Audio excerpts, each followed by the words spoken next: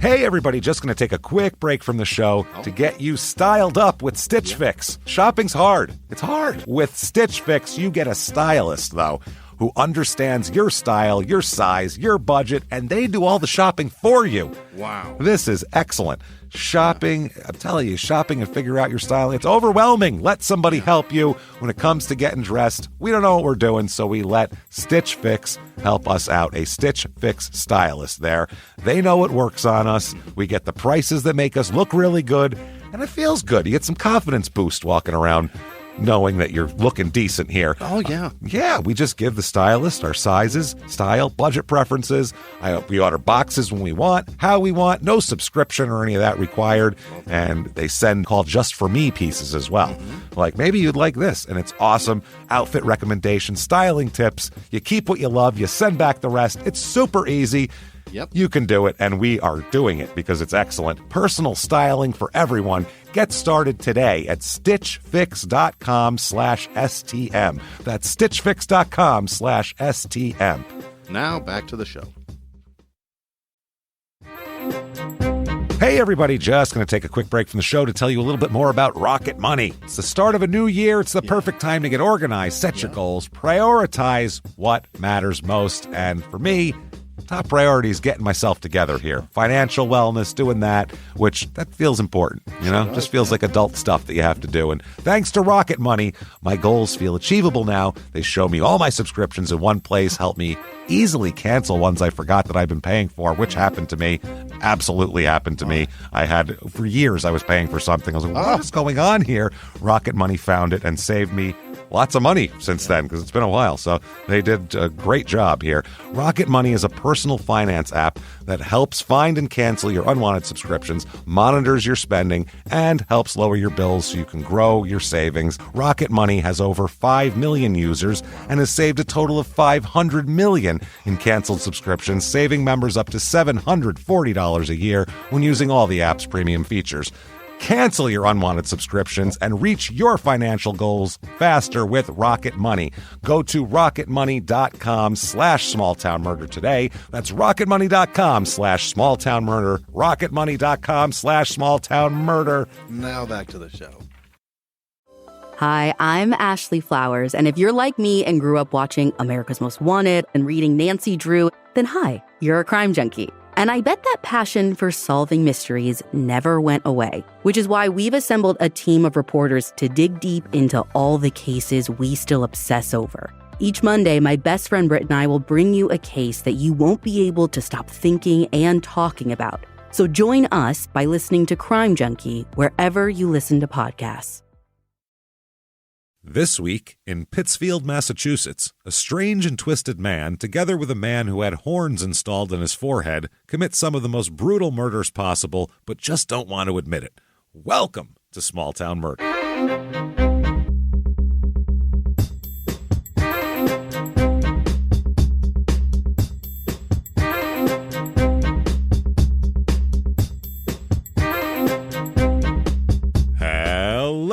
Everybody, and welcome back to Small Town Murder. Yay! Oh, yay indeed, Jimmy. Yay indeed. My name is James Pietragallo. I'm here with my co-host. I'm Jimmie Whisman. Thank you, folks, for joining us today on another absolutely insane edition of Small Town Murder. Sounds like it. I can't wait for you to see this guy, Jimmy. It's wild, mind-blowing. You just go, holy, remember the guy with the giant forehead in Oklahoma where we were like, what's up with that? This guy makes him look very normal. Very normal. We'll get to it. Just an insane, the murders are crazy. Everything's crazy this week. We will get to that. First, definitely head to shutupandgivememurder.com. Next live shows up on the block here are going to be in Atlanta and Charlotte. What is it, September 8th and 9th, I believe? Yes, September 8th and 9th in it's 8th in Atlanta, 9th in Charlotte. Still some tickets left for both of those, so get in there right now. That's going to be a lot of fun. Other than that, the only tickets available are Dallas in December. There's some there, and I think there are like tens of tickets left in Philly. Right. They're almost gone. So get your tickets there, and that's it. Everything else is sold out. Thank you, everybody, so much for that. Murder Turkey merch is coming. Also, Murder Llamas are going to be here soon. So look out for that. That'll also be on the site. ShutUpAndGiveMeMurder.com. Patreon.com/Crime and Sports is where you get all of your bonus material. Anybody $5 a month or above. A cup of coffee, a mere cup of coffee. We're going to give you way more than a coffee cups worth here. It's overflowing with bonus episodes. Anybody $5 a month or above, you get the whole back catalog. It's over 200 episodes of bonus stuff that you're going to get. And 2 new ones every other week. One Crime and Sports, which of course you'll have access to because you get everything. And then one Small Town Murder as well.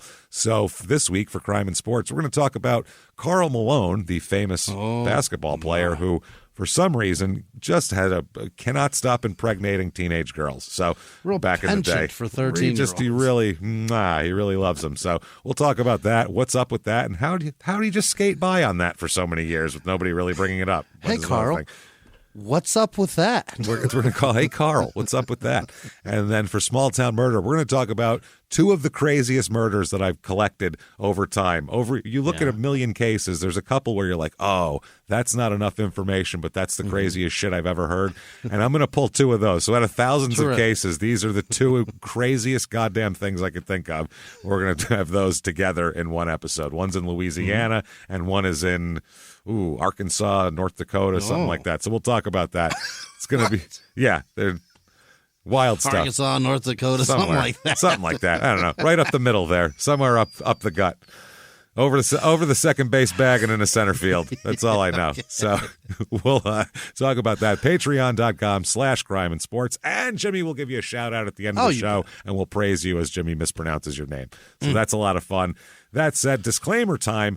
This is a comedy show. We're comedians. We're going to make jokes. We can't help it, and that's what the show is. So we're going to make jokes. The thing is, though, we know when to make the jokes. It's not everywhere you make a joke. That's the thing. As a matter of fact, we go out of our way not to make jokes about the victims or the victims' families. Because, why do we do that, James? We're assholes, but we're not scumbags. There it is. That's how that works there. So if that sounds good to you, you're going to hear a wild-ass story and some jokes about people who deserve it, which are these psychos that did this, and also the surroundings of all of their stuff here.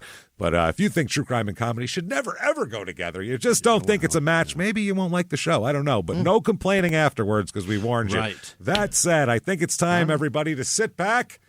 Let's all clear the lungs, everyone here. Arms to the sky, and let's all shout, "Shut up and give me murder." Let's do this, Jimmy. What do you say? Let's go on a trip, shall we? We shall. We are going right up the road from whence we sit here at my house, and it's only a couple hours away. You may have been there. I've been there so many times. You may have been to this place, to Pittsfield, Mass, with me, because this was the first place we used to go where the dispensaries are. I've only been to Great Barrington. Great Barrington, yeah. Once we found out about that, it's a lot closer, so we went there. But Pittsfield here. It's in western Massachusetts, northwestern Massachusetts. It's weird because a lot of the towns, like when you drive into Great Barrington, you're like, what a beautiful town. Yeah. Like a lot of the towns in Massachusetts are like that. This is one where it looks like you could film a 70s movie there. Oh. Like it looks like the town they filmed Slapshot in. You know what I mean? Like very it's Idaho. No. Very like Rust Belt, it looks like. It's a Rust Belt looking, kind of factories that look like they haven't been used in 40 years and that kind of shit. Brick buildings with stains all over them with nothing inside of them. That. It's a lot of that. Yeah. It's a kind of it's a weird looking when you're like, oh, this town isn't that great. Meatpacking district. That kind of shit. Not good. They made something there at some point that they no longer make there, and it's all falling apart. It's about 2.5 hours to Boston from here. It's about 40 minutes to Great Barrington if you want to go to another dispensary town. They have a lot of them there. It's very nice. And then about 1 hour and 15 minutes to Greenfield, Massachusetts, which was our last episode. Michael Myers is my idol. That's our last Massachusetts episode. Wow. That was a crazy guy, too. Was it the Halloween one? That was our Halloween virtual live show that we then recorded as an express. So this is in Berkshire County, area code 413. The motto here is Benigno Lumine, which is Latin for benign power. Oh. That's a motto. I don't know. Benign. Benign power. We're not going to be dicks about it. Okay. We're super strong, but we're not going to fucking force anything down anybody's throat. We're going to be benign and nice about it. So very nice here. Also, the city website calls it the, quote, heart of the Berkshires. Okay. Which I don't think so. It's a little, you go to like Great Barrington feels like the heart of the Berkshires when you drive through there. This feels like a heart with a clogged artery that something's gone wrong in a little bit. A little bit, Pittsfield. There's nice parts of it too, but it's a little dumpy also. So here's a little bit of history, an incident that's very wild here that I found out about. This happened in 1902. On September 3rd, 1902 at 10:15 a.m., there was a 2-week tour through New England for a campaigning person for president here, and this was a guy, a congressman who was campaigning with Teddy Roosevelt, who was president at the time, okay? And they're going from downtown Pittsfield to the Pittsfield Country Club, and they collided head-on with a trolley. Oh, shit. Which is tough in their mode of transport. They were in whatever they were driving, they hit a trolley head-on. Is that what happened to Teddy's legs? No, that's Franklin's legs. Teddy's legs. Didn't he walk with a cane, though? Oh, no, he was the one with the stick, right? Yeah, that wasn't a cane at all. No, that was speak softly and use a big stick. And I don't know if he carried an actual stick or if that's just the cartoons of him always saying that. I think it's just a saying. Now, in your mind, when you're picturing this, does he have a giant head? Yes. Yes. Okay. Yeah, that's going to be the cartoons then, probably. Giant huge head, big eyes. And evidently, my head has made him. And his words are hanging in a bubble above it. Probably, I'm going to say, right? And he walks like a little leaned forward. Yeah. I think that's maybe that. So he did get shot at one point too. He did. So Yeah. That might have, but that was in the upper body. So Roosevelt and Massachusetts Governor Winthrop Murray Crane, secretary to all these people, okay, secretary to the President George Bruce Cortelyou, and he was the Roosevelt's secretary, and the bodyguard William Craig were thrown into the street. Wow. William Craig was killed. He's the first Secret Service agent killed while on a presidential protection detail. Holy shit. This Ejected. Guy. Yeah. Now, Roosevelt, whose left shin and face were all hurt. He landed on his face and hit his shin on something. He got pissed off and went over and basically had to be separated physically from coming to blows with the trolley person, Euclid Madden. Fucking, he deemed it that guy's fault. Yeah, I'm going to come over and kick the shit out of you. Madden was later charged with manslaughter and pled guilty to it and did 6 months in jail for it. This guy here. So that's pretty interesting right away. So just picture Teddy was the president at the time? Teddy, yeah. The president of the United States was like, get out of your car, motherfucker. Let's go. What's up? What's up? Yeah. That's right. Yeah, look at your wife. That's right. Yeah, talk to her about it, motherfucker. Yeah, that's this guy. He's in the street like, what's up, bitch? Get out. With the big stick. I got my stick. Would you think this shit was metaphorical, motherfucker? Hell no. Get on out here. Let's go. He's breaking headlights. Yeah. Standing on the hood, breaking his windshield. What's up? Screaming.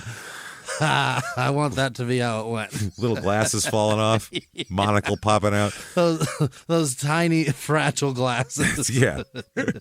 Another thing here, they discovered that a reference, possibly the earliest reference to baseball in history, was from this town. They found a historian found in 2004 from a 1971 law which prohibited anyone from playing baseball within 80 yards of the new meeting house in Pittsfield.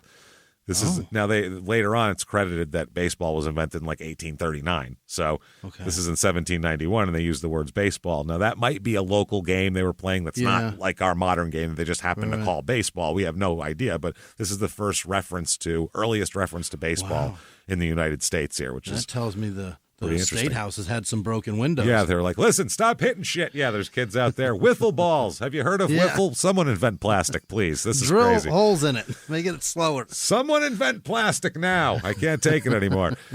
So famous people from this town. Elizabeth Banks is from here. She's the blonde lady who's in everything.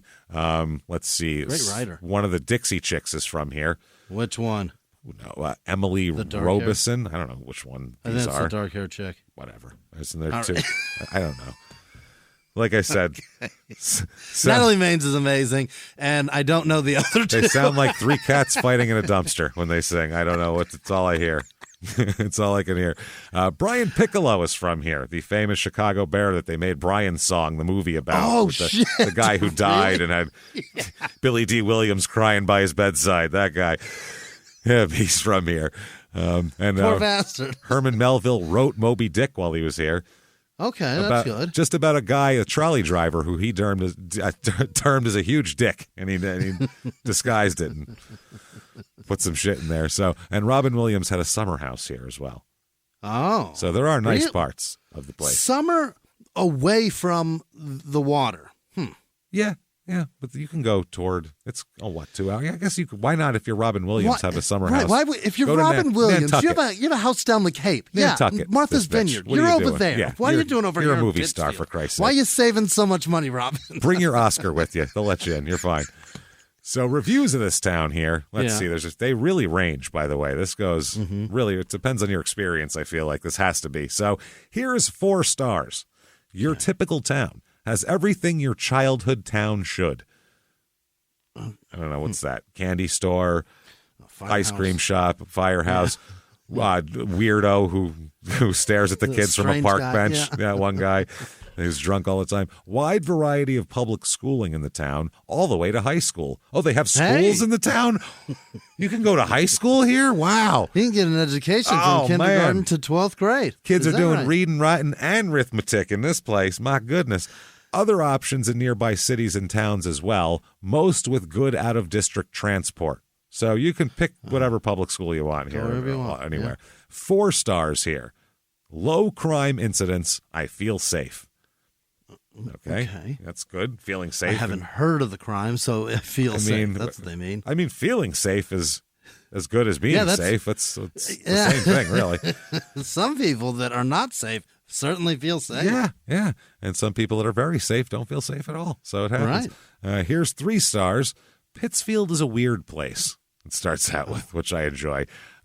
It's like that weird aunt that no one wants to bring to Thanksgiving, but is still part of the Berkshire family, so you have to invite her anyways. 3 stars. The weird aunt. The weird aunt. And that's it. Yeah. That makes sense. I get what they're saying if you've been through there. Here's 2 stars. This person's a little wordy here. Okay. The police department is having to buff itself up after the recent rise in shootings. The other person said they felt safe. They've always been responsive in the first place, but the amount of crime for the amount of officers they have just seems like too much. Recently, when a gunman entered the local hospital, a special unit from the entire county was called in. I've never heard of such a thing needing to happen during the time that I've been alive and in this town. You never needed you just a don't know. Up? If there's a crazy murder, the county comes in to help investigate that too. Whoever's got better facilities will help. That's how it works. And usually a town doesn't have that kind of shit. I've never heard of the police force needs to buff itself up. Buff itself up. I assume they mean hiring more, but it sounds like they're like badge, Johnson. There's shootings afoot. More push-ups, boys. They're shooting people. The more clean shaven, the better we look, the less crime we're going to have, everybody. Let's do this. Top hats for everybody. Yeah, let's get a bow tie on you. Where's your dickie? Where's your dickie? All right, I still don't blame the police for the rise in crime. They respond quickly and efficiently, and I've hardly seen accounts of brutality in the area, which is more important, I feel, than being a 5-second responder. So what are you talking about, is what you're saying. Yeah. So you had a mass shooting in a hospital, and the county came in to help, because they probably had better equipment and things like that. Yeah. So otherwise, you're not. I don't know what you're complaining about. They had a mass shooting in like a fucking regular hospital? Yeah, that happens all the time. People get pissed off, medical bills. Holy shit. That happens all the time. Hospitals are dangerous. My God. Dangerous places. Here's a 2-star review. All that's left in Pittsfield are retail jobs for someone who will have a degree, for someone who will have a degree for an essentially academic job, and then in parentheses, anthropology. There is nothing here for that. What? I don't know what you're talking about. That's why you don't have a job, because I don't understand you at all. If that's what your application, if I go to your resume and it reads like that, I'm throwing it out because I'm getting a headache. Moving on. That's the guy that got an anthropology degree is like, what do I do now? I don't know what to do. And you work at anthropology. That's your fucking job now. That's the problem. It's your only... That's you terrible. sell high-end women's clothing or it. Walgreens. That's your choices. 1 star. Don't listen to fake statistics. The numbers are available. They spend money to keep up appearances, but never to improve anything. They spend money buffing up these lousy bastards. Yeah. Negative influence and poor leadership don't add up to a lot of progress, but they congratulate themselves on a job well done while they benefit their friends financially. Okay. This is very specific of what there's a guy that they're talking about, I have a feeling. Yeah. The crime per capita is well above the state average. This is not a good place to raise a family. It's a good place to leave. Okay. Wow. Leave a good family. Wow. Yeah, to leave a good family. 1 star, some nice bars. They put bars in quotation for some reason. I don't know. I mean, is it a bar or not? So, do they sell booze? That's a bar. Like Unless so-called bars. Yeah, some nice bars, but the people that tend to go to those bars are not so nice. I mean, that's a bar. That's a bar. You just described There's a bar. Shitbags in there. Yeah. They sell booze and stay open late. We're pieces of shit. Yeah. Leave us alone. That's right. We don't need you here then. Go. No. Okay, people in this town, 43,890. So, right That's at our... big, yeah. Yeah, it's kind of Good at our size. top end of where we usually do. There's a few more females than males, kind of a little more out of whack than normal here. Median age is 44 and a half. It's a little slightly above the national average, but not too much. There's less kids here. Everybody from 24 and up is older, is like a higher demographic. Less married people than normal here. A couple more divorced people than normal, and way more people are single with children here, because they get divorced because their divorce rate's higher. Gotta leave the family behind. That's it. Bye, everybody. Staying in Pittsfield. Race in this town, 84.4% white, 4.4% black, 2% Asian. We have 6% Hispanic, so mixed around a little bit anyway. 100% Patriots fans. And 100%. But, well, it's no, over there in Western, Northwestern, you might get a few Giants fans in there probably, Jets fans maybe, who are trying to be like... because that's just trying to be dicks. It's kind of real close to the New York border too, so it's kind of right there. So religion in this town, it's about 50-50, just like the national average here. Sure. And I'll give you a guess of who's going to take this title far and away. And that is Catholic as fuck. 38.3% of the people here are Catholic. Catholics are, as we know, the Baptists of the North. They're everywhere. Yeah. Here we go. There are a couple of Methodists, a Presbyterian or two. 2.1% Jewish. Oh, my goodness. This welcome. is incredible. 2.1. Let's do it. Hava, Nagila, Hava, Nagila, Hava, Nagila. I don't know the words. Hey. All right. Look at us.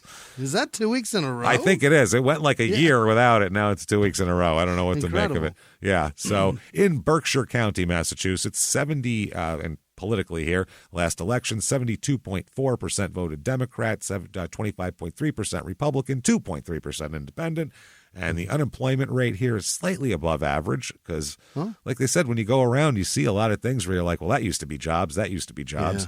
That's not jobs anymore. The median household income here is less than the national average. National average, $54,000. Here, it's $43,489. In Massachusetts. It's also cheaper to live here because it's not that, There's no ocean. There's no ocean. It's 2.5 hours from Boston. It's, probably 3.5 hours from New York City. You're not commuting. It's not a big commutable city right there is what I'm saying here. So cost of living, 100's average. Here it's 88. The housing's the low one. Median home cost here, $263,800. Okay. Which is not that bad, actually, compared to the rest of the country. So that's why Robin's here. Maybe he found a real mansion. So, and if you're going to move to Pittsfield, you said, God damn it, I'm going to reopen that factory. We're going to make zippers and widgets and shit. Yeah. We have for you the Pittsfield, Massachusetts Real Estate Report.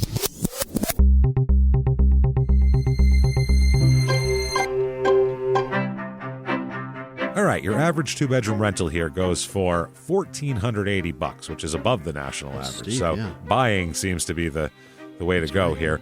Here is it's a two-bedroom, no bath listed here. No bath is listed. A 1,080 square foot trailer from 1976. Literally. Whoa. It's a 1976 trailer.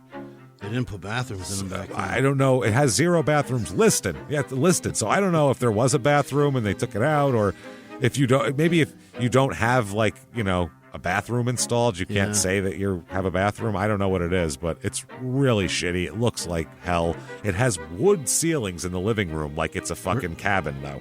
It's a trail. Plywood or decorative? Like decorative, like decent wood that you'd put up, like if you were had like a house in the woods that you were going to make and have wood on the ceiling. Yeah, it's really weird looking here. $54,000 for it though. So that's the low price option.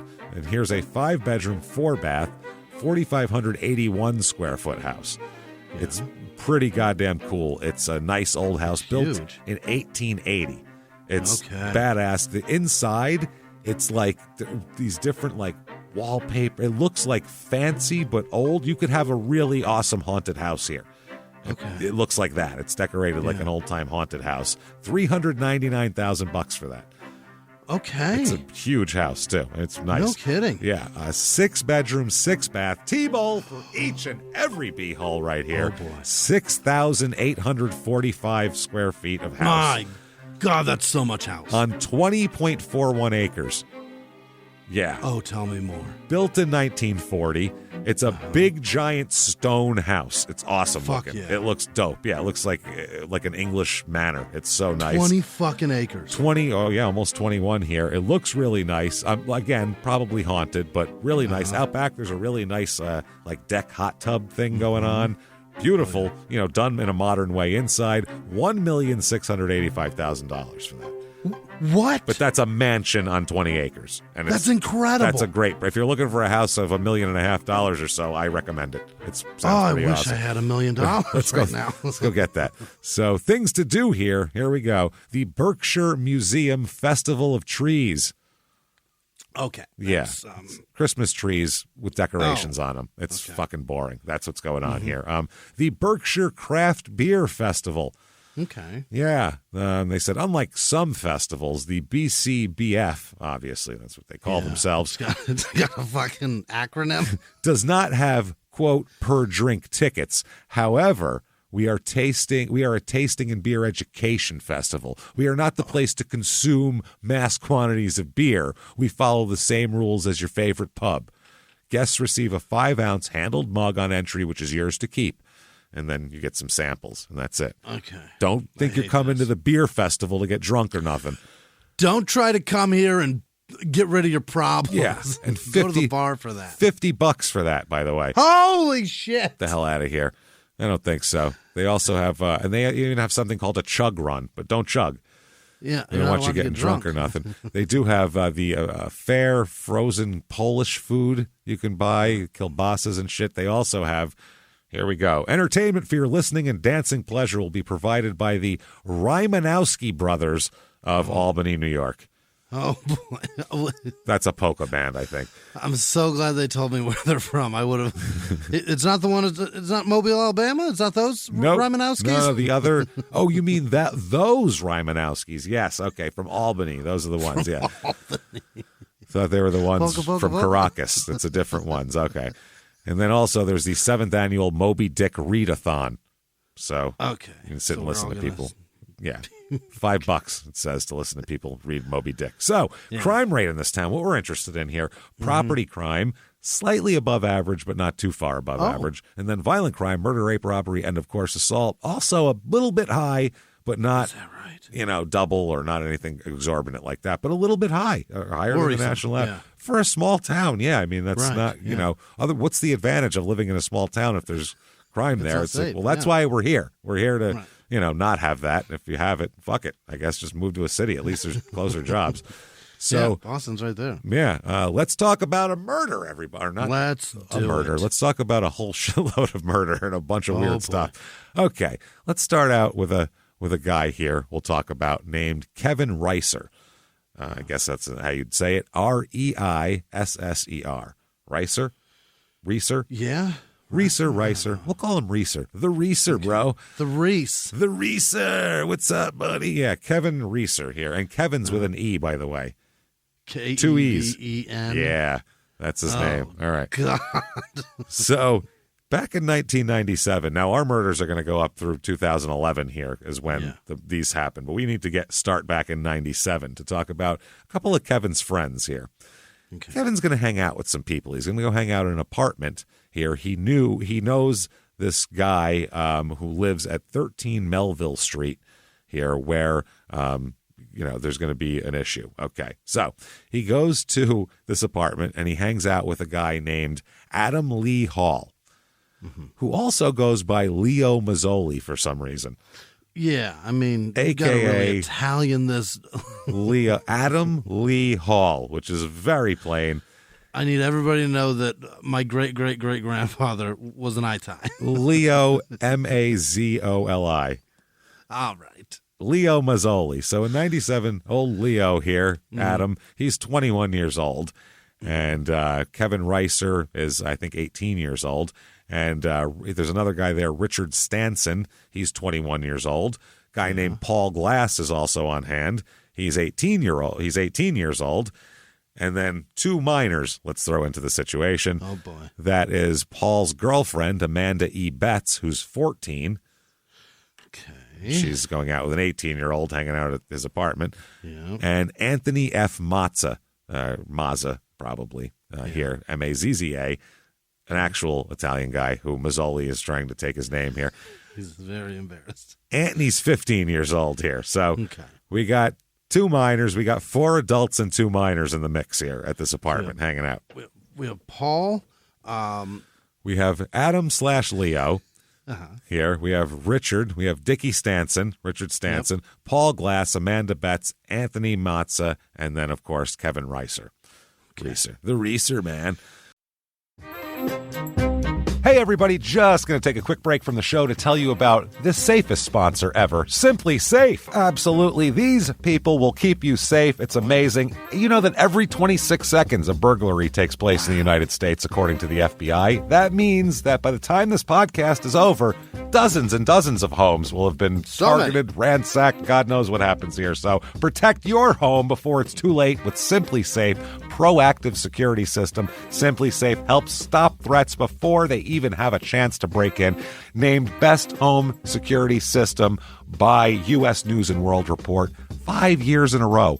And by us for about the last 8 years as well. If you trust us, believe me, you want Simply Safe. So visit simplysafe.com/small to claim 50% off a new system with professional monitoring plan and your first month free. That's simplysafe.com/small. There's no safe like Simply Safe.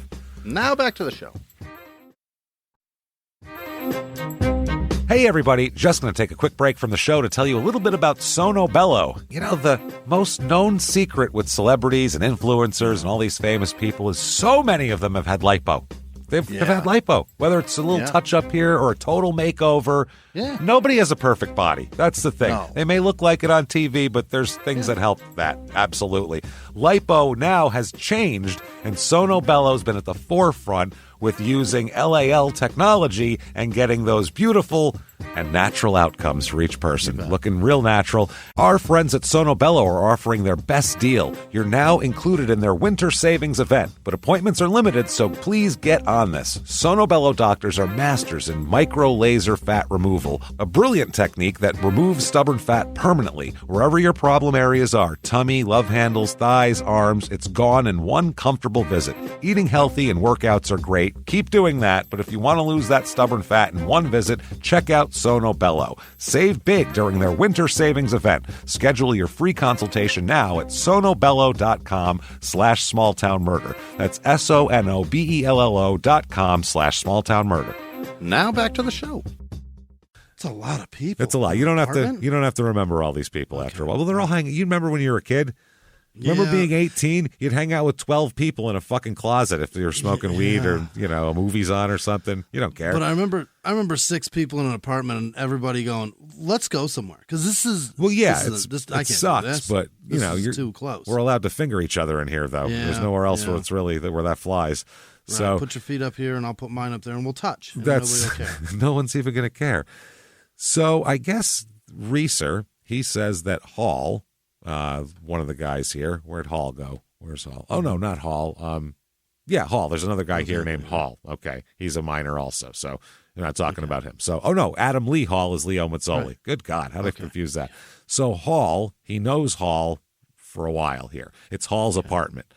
That's where everybody's hanging out, at Leo Mazzoli / Adam Lee Hall's apartment. Yeah, the fake eye tie. The fake eye tie. So they're there, and they're hanging out at the apartment and drinking vodka with iced tea chasers. Shots with iced tea chasers. Yeah, which means you're 18, and that's what you have in the house. That's all we've got. We got vodka and Snapple. This is what we have. So it's 97 in the Northeast. Tastes like shit if you mix it. So shots and chasers. Let's go. Vodka and kiwi mango Snapple. Let's get it on. So they're doing that. They're drinking for a while, I guess, just hanging out. And then one of them said that Glass here, Paul Glass, the 18-year-old, wants to fight him. He wants to fight you, Reeser. Yeah. So the Reeser says that this was like, what the fuck? Why does he want to fight me? He said, I have no beef with Glass. And that, as far as I know, Glass has no beef with me. We've never had any words. Yeah. We've never had any problems. He's just another guy hanging out in the group. So he's like, why the fuck does he want to fight me? But Glass isn't there. But he's on the way. He's coming. And this guy's like, hey, he's coming over. He wants to fight you. So when he gets here, he's probably going to want to fight you. So Reeser said, well, he figured, I don't know, I'm not mad at him. He's not mad at me. So, fuck it. I'll just hang out. So he just hangs out. And then Glass arrives and he says, I want to fight you. Oh. Unsurprisingly, I want to fight you. I've been warned about this. And Reeser said, all right, I guess we're going to fight then. I've heard. Let's get it on. So they begin to fight in the apartment. Oh, closed quarters. Apartment. Great. Closed quarters with multiple people there and furniture and I'm sure a TV and like a Sega Genesis. It's 97. They don't have a PlayStation yet. That's just came out. No. That's too new for this fucking group. So everybody says they, quote, sparred for 15 minutes. 15 minutes. 15 minutes? That's 5 rounds of boxing. Yeah. Get up and move your feet and punch for 3 minutes. That's a round. And then spend the next 3 minutes catching your breath. Yeah. And then you're going to be sore tomorrow because your shoulders aren't used to doing that. So it's difficult. But these two sparred and boxed for 15 minutes in an apartment living room with multiple people here. Then Reeser decided, I don't know, this is crazy. Why are we fighting for 15 minutes? I'd like to stop now. Can we have a chill on this fucking sport? Like, what are we accomplishing here? What's going on? Yeah. So I guess there was a pause in the action where, Reeser's like, can we stop now? And Glass stopped for a second.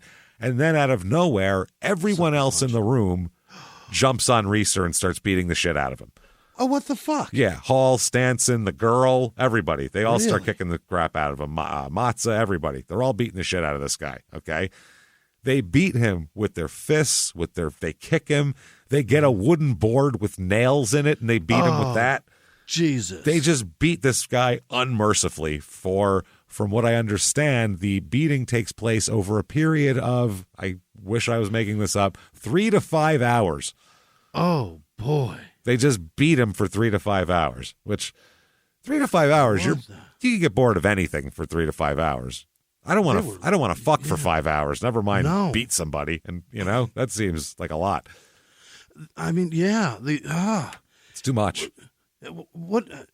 I don't know. They were just in shifts, or they just kept going together. They must have been like, you'd have to quit, smoke a cigarette, talk about the Patriots game on TV for a while, and then you go, all right, I'm going to go. Yeah, who's up on the next line change? And then you got to jump in there and you start pounding them. There's no way it could be a sustained beating that everybody would. They'd be tired.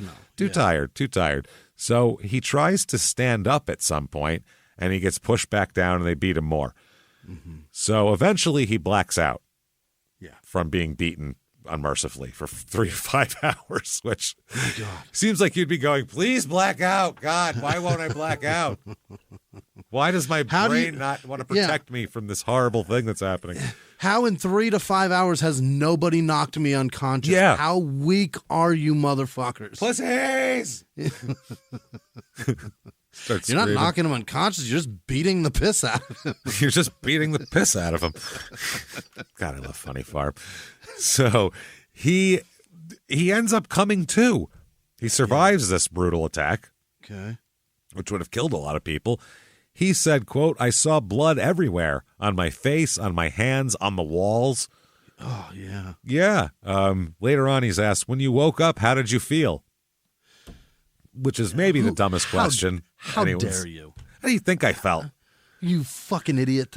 Let me beat you for 5 hours and then ask you 3 a to dumb 5 question, hours. you stupid ass.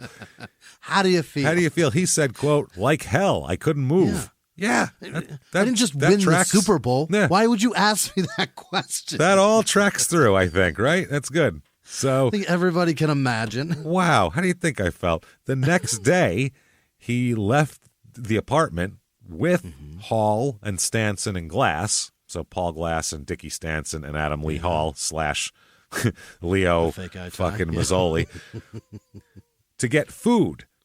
So they went and got food. They came home. They cooked a meal, and they offered Reeser some of it. Okay. But he was in too much pain to eat, he said. He was, beaten half to death. Yeah. You guys remember that happened earlier? Yeah. So this was the next day, for Christ's sake. Yeah. So later on, they rest for a while and hang out. And somehow after that, Reeser just leaves. Like, he just acts like everything's fine and everything's cool. And it's fine that I'm covered in blood and I'm too hurt to eat or anything. But, I'm not upset about it. It's all good. I'm going to go on home. Yeah. Hey, I got to take off now. I got things to do. And they just let him leave. So he leaves. Okay. He said when he gets home, he lives with his parents. Right. When he gets home, the way he described it, quote, my mother flipped out. I'm sure. Yeah, At the sight of him? Yeah, imagine so. Yeah, Christ, my mother would have been already stabbing people. It would have been a fucking bloodbath. Yeah. So I get what you're saying. So he is beaten. He said that he told her what happened. He said a bunch of my friends beat the shit out of me. Yeah. And then he told doctors, but he didn't tell his mom that at first. He'll tell her that later. But at first he's just going to say he'll tell her, he'll tell doctors and police that he got jumped at the Pittsfield Common while he was walking through. Just got jumped walking through town. A bunch of guys beat the shit out of me. Mm-hmm. Doesn't say for 5 hours. So, A day later, here, when he's in the hospital, being treated for a punctured lung, number one, that's why he didn't want to eat, because he can't breathe. Right. A broken arm, severe head trauma, and other minor injuries as well. Yeah. Cuts, lacerations, stitches. I mean, it's like he got thrown through a windshield and bounced off a tree is like what his injuries are. They're fucking crazy. So, like, you got beat by 5 people for 5 hours. Yeah, a person an hour. So he said that after the beatings were over, Hall helped him clean himself up. This is what he told the cops. He said, after they were over, this Adam Lee Hall / Leo Mazzoli helped me clean myself up, bandaged my head, and then he went with them to buy food. And Reeser said he was just glad it was over. He didn't want any trouble. He just didn't want any more trouble. He just wanted to walk away and didn't care. But he's in intensive care. He had bruises, they said, over 75% of his body. Oh, God. Just one big bruise with a punctured lung and a broken arm and shit. That's fucking horrible. So once the cops find out what happened, whether he wants any trouble or not, he's been beaten so severely, they're going to go over there anyway. The state wants trouble. They want some trouble. Yeah. They're gonna say, "Oh, let's fight for 5 hours." So the police get a search warrant and they go to the apartment. And one of the detectives said, "quote There was blood splattered, splattered." He said, "Blood splattered all over the walls in the living room and other rooms. Boards with blood on them were confiscated because they were believed to be used in the beating."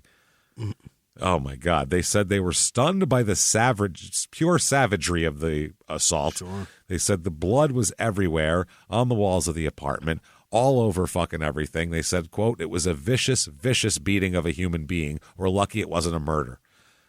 They cops who were on the scene, investigated it and everything, said it was the worst beating they'd ever seen in their careers that didn't result in death. Yeah, right. Which sounds like they beat him within an inch of his life, like as close as you could actually do to that. With weapons, man. With weapons, with boards with nails in them, with their feet. Like, that's brutal. So, and this is the 90s, man. These guys a lot of these people had Doc Martens on. They did. Sure, yeah. This wasn't like a ASIC wrestling shoe or something. Yeah, this was. There's some caterpillars on these motherfuckers. Something. So, at that point, the cops are trying to figure out how to recommend or how to go forward here. And they talked to the Stanson guy, Richard Stanson. And Stanson will talk. He's talking about everything. Yappy, yappy, Really? yappy. Oh, yeah. He said, quote, I was under the influence. That's what happened here. We were just drunk. Yeah. Yeah. He said, I drank more than a pint of vodka before the incident. So, I mean, Gross measurement. obviously you'll beat someone. You're sober 5 hours later, or at least more sober than you were. So A pint of vodka. Jesus. a pint. Yeah. When you measure it in like, fucking sales amounts, like amounts that you sell Pints rather and than quarts? consume. Yeah, That's too weird. much. Yeah. So he said that's what happened, and the cop asked him, "That's the only reason?" And he said, "Yeah, that's it. It was just that."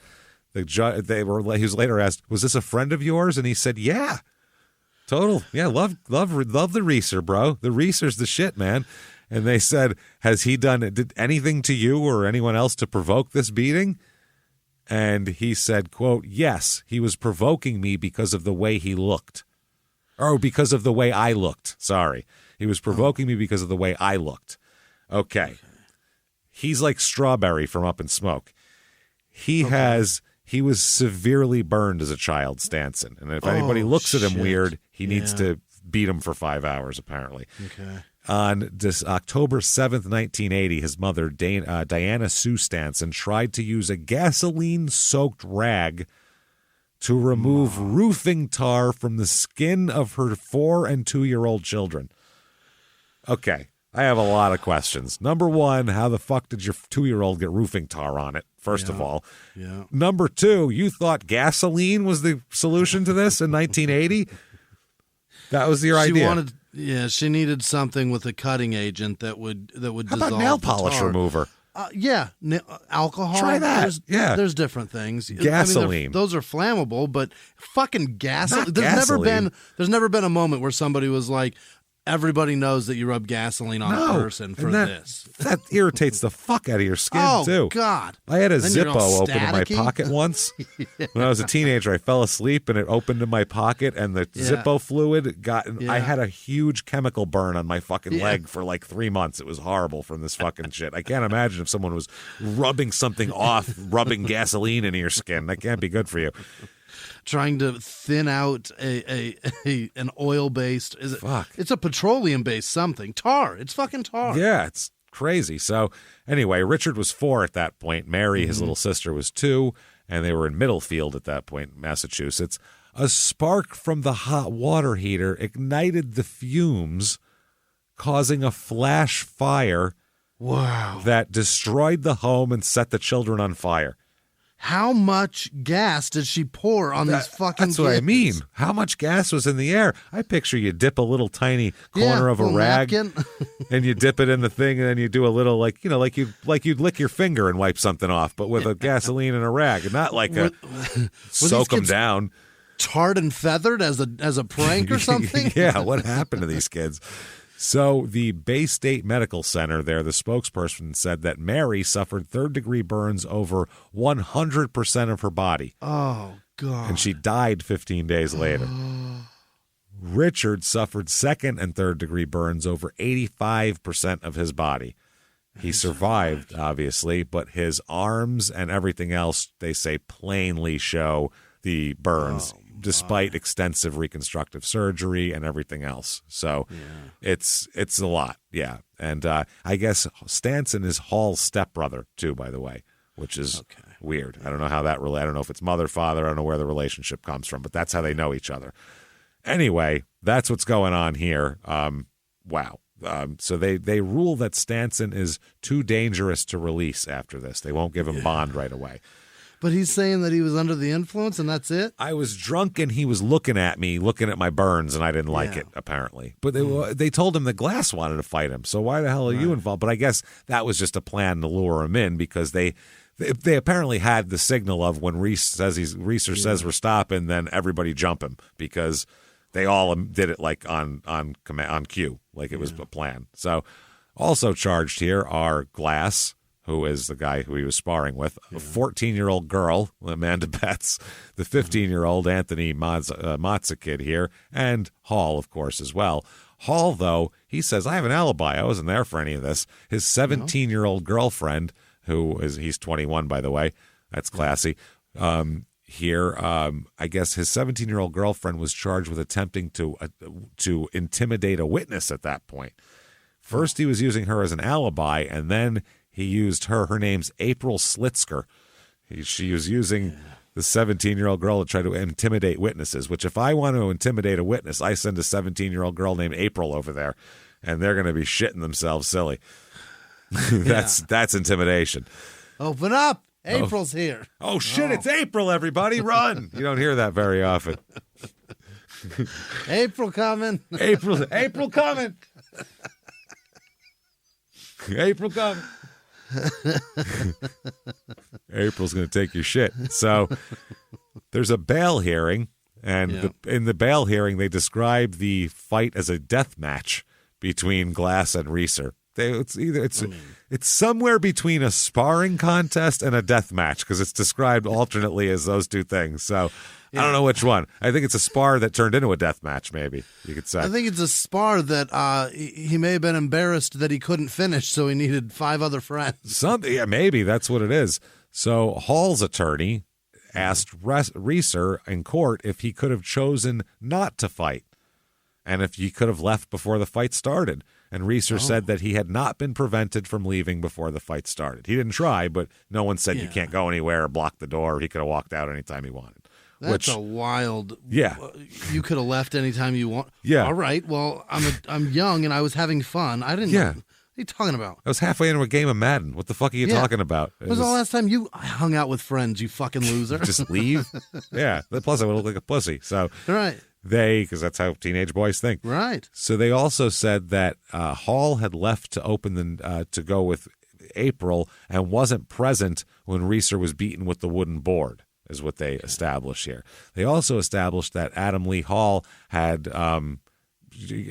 possibly wasn't there till the very end and when he was just cleaning him up, but because Reeser blacked out, he couldn't put an exact time on it. So that doesn't help anybody there.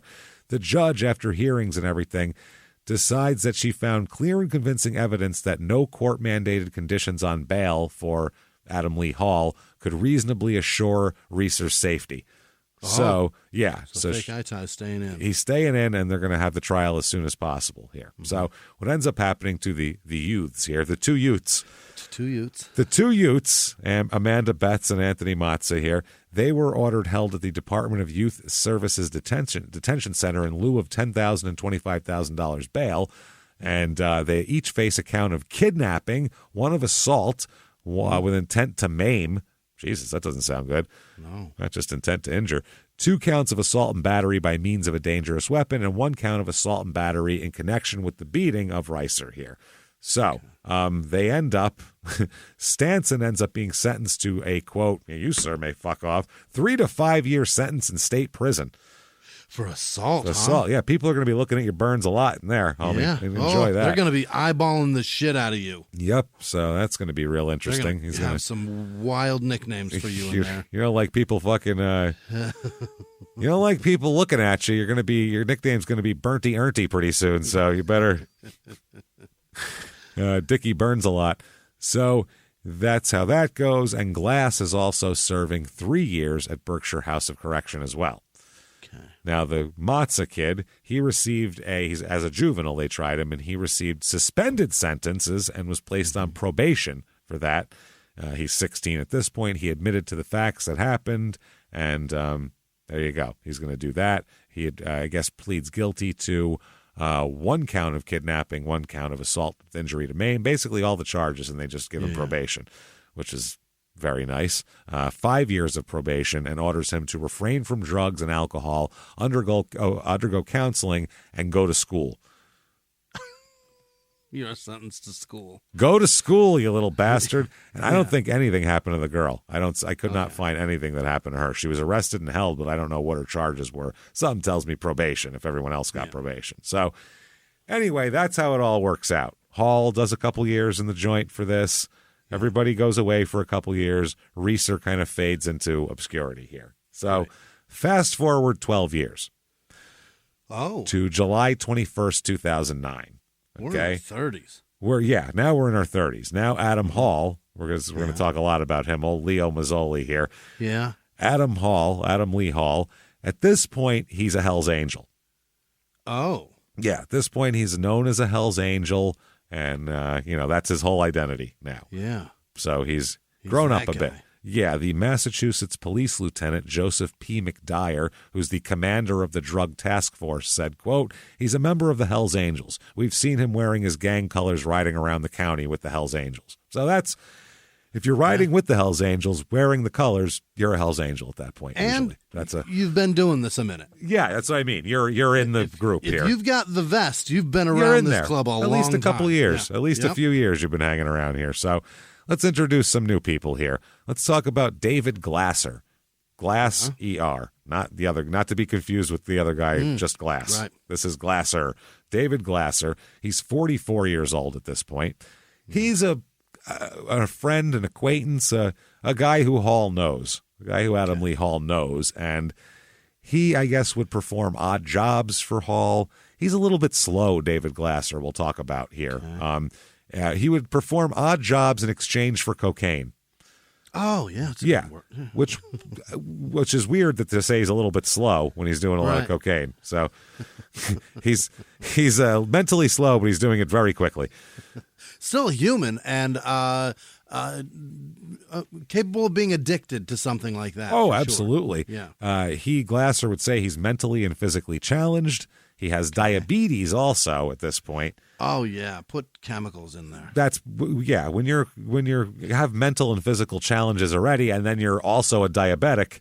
Yeah. You really want to mix it up with some drugs and make an experiment out of it. See what happens. Do some of the hardest ones. Shake it up like a martini and see how it goes. So he said that the diabetes and the fact that he's mentally and physically challenged sometimes mimics him being drunk, is what he wrote in a court document at this point. Yeah. Because he was trying to, I don't know what he was trying to do. He was trying to get awareness, he said, for this, because he said he'd been wrongfully fired from jobs and treated unfairly in other times because people thought he was drunk when he was just not drunk, but diabetic and having like a diabetic fit, and also he's mentally challenged. So and he can't walk right. So you put those all together. I got a friend in his 20s had a stroke. He was yanked out of the car by police when he was pulled over for speeding. Oh, I bet he was drunk, and I bet he's just like, I was out drunk. Yeah. Like, sure, all right. Just point to your head. Yeah, they did one of those. He could drive, but it was not. I wasn't confident in it. I know a guy one time who I worked with him on a film, and he said he was describing how he had problems and he got in an accident and he had all these health problems, and we're like, well, what happened? And he just goes like this and taps his head twice and then turns and walks away. We're like, whoa, that's some shit happened to his head.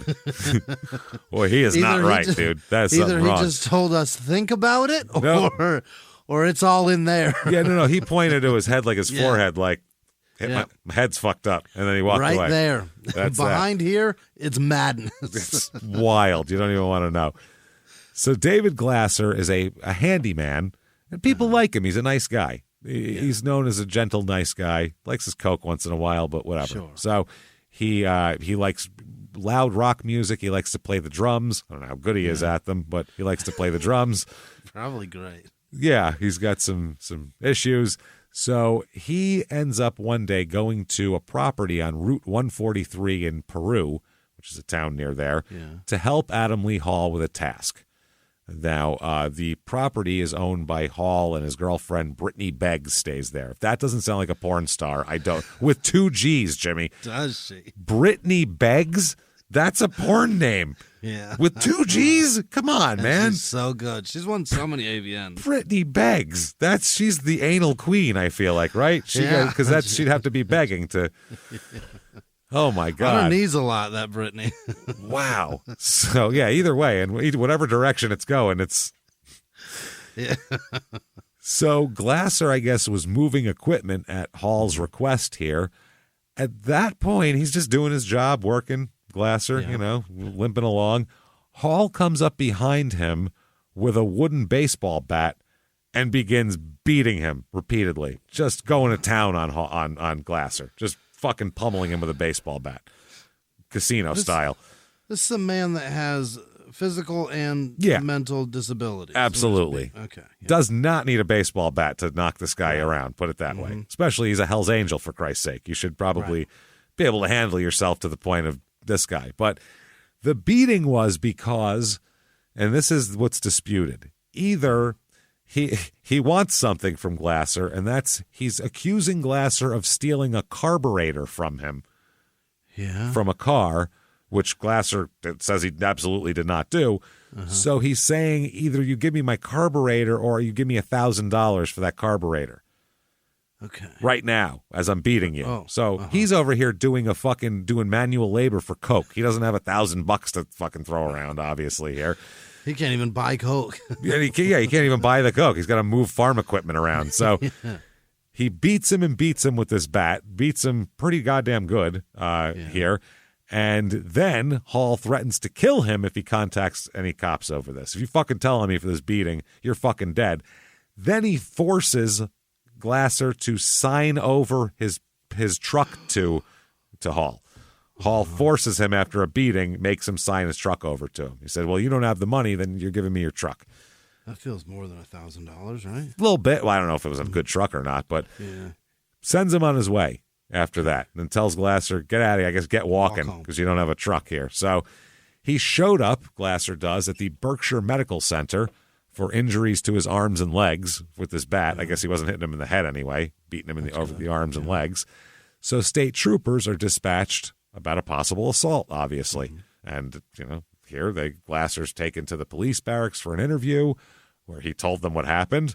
Yeah. And at the end of the interview, Glasser asked if the state police had a witness protection program. Oh, he said that scared. He said he was very afraid of Hall retaliating on him for telling. He said, I didn't even steal his carburetor, and he beat me with a baseball bat. So imagine if I actually did. Imagine if I actually did something to him. Holy fuck.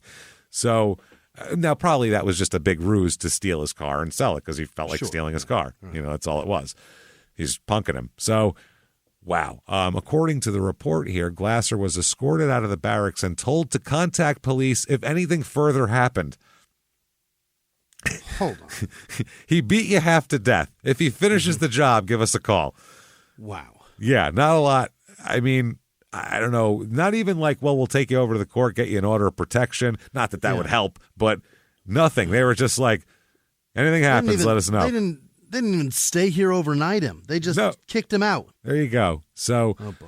He came in for a follow-up interview, Glasser does, 2 days later, and just before the interview, he again told police that he believed Adam Lee Hall would kill him over this. This is a killable offense, so you guys are really putting me out there. Hall ends up being taken into custody on July 23rd, 2009, in Pittsfield by members of the Berkshire County Drug Task Force. That's how they know him well, obviously. Yeah. He's going to be held without bail right away. Okay. The judge is going to hold him, and he suspends his right to bail. This isn't, he doesn't hold him, without bail. He suspends his right to bail to even get a hearing about it because he's held with bail for up to 3 months. They say they can do this after a so-called dangerousness hearing. Oh. Hey, everybody, just going to take a quick break from the show to tell you a little bit more about our stylish friends at Quince. That's right. Let's go elevate your styles, people. Yeah. Get it going. Look good out there. And you can do it now without breaking your wallet, without breaking the bank, because at Quince, you can get high-end, versatile pieces at prices we can all actually afford, which is very nice. You want to get good stuff that lasts and it's good, and they have quality stuff that's very affordable. And you can do like we did, upgrading our stuff here, while still being a very reasonable price. Quince only works with factories that use safe, ethical, responsible manufacturing practices, along with premium fabrics and finishes. It's all quality stuff. You're going to love it. Trust us, it looks good. And I've got the leather jacket. It's a very high-quality item. Real nice, soft leather. Yeah. Jimmy's got his linen pants he's rocking. Yeah. They're terrific. Come on, be like us. Be fashionable. Get in there with Quince. Indulge in affordable luxury. Go to quince.com/smalltownmurder for free shipping on your order and 365-day returns. That's QUINCE.com/smalltownmurder to get free shipping and 365-day returns. Quince.com/smalltownmurder. Now back to the show. Hey, Hey, everybody, just going to take a quick break from the show to tell you a little bit about a very cool place, Thrive Market. Yes, we are both looking to get into the healthy swing this year. The problem is I don't know what's in everything, and I don't know if even I'm qualified to even read the labels to know if that's good or that's bad. Right. There's chemicals and things, and there's things floating around. I don't know what I'm doing out there. One of my favorite features, and I know you were talking to me about this, is the Healthy Swap Scanner in the Thrive Market app. Yeah, it's simple. You scan any item, and it'll instantly suggest a cleaner, healthier grocery alternative, which is it's great. Amazing. Yeah. That's great. Thrive Market also takes the guesswork out of finding these safe, healthy foods. For example, like I'm trying to get my protein intake up for energy. I'm always moving around. I need stuff, and I love that you can filter their site by the high protein options. Nice. It's very cool, and you can personalize this portion, and you can put filters on it, and get ready. You should be ready for a junk-free start to 2025. Get ready for it and head to thrivemarket.com/smalltownmurder and get 30% off your first order plus a free $60 gift. That's THRIVE market.com/smalltownmurder, thrivemarket.com/smalltownmurder. Now back to the show. Calling all dog owners. Your furry friend deserves top-notch nourishment, and Ollie delivers the clean, fresh nutrition your dog needs in 5 flavors they'll absolutely flip over. Ollie is made in U.S. kitchens with ingredients carefully sourced from trusted growers and producers around the world, with absolutely no harmful fillers or preservatives. With protein-first recipes like fresh beef with sweet potatoes, fresh turkey with blueberries, or fresh lamb with cranberries, you might start thinking, dang, my dog eats better than I do. And that's probably true when it comes to Ollie. Give your pup a fresh start this new year by letting them taste test a personalized meal plan with Ollie. Head to ollie.com/Wondery. Tell them all about your dog and use code WONDERY to get 60% off your first box of meals when you subscribe today. Plus, they offer a clean bowl guarantee on the first box. So if you're not completely satisfied, you'll get your money back. That's OLLIE.com/Wondery and enter code WONDERY to get 60% off your first box. Start your dog's new year off right with Ollie. Start your dog's new year off right with Ollie. To determine that he's a public safety risk, this guy. Basically, it's just it's not a matter of bail or will he show up. It's a matter of he's a menace and we can't let him out.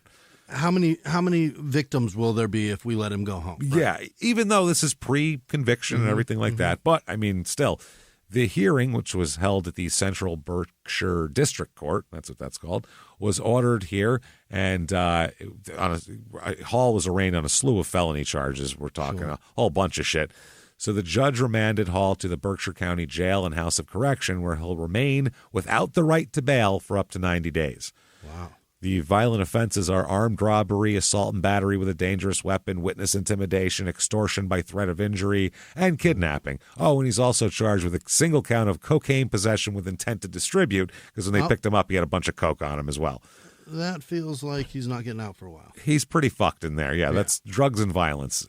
You just named a bunch of things that they like to keep you in jail for. So it's a mess here. So 2010...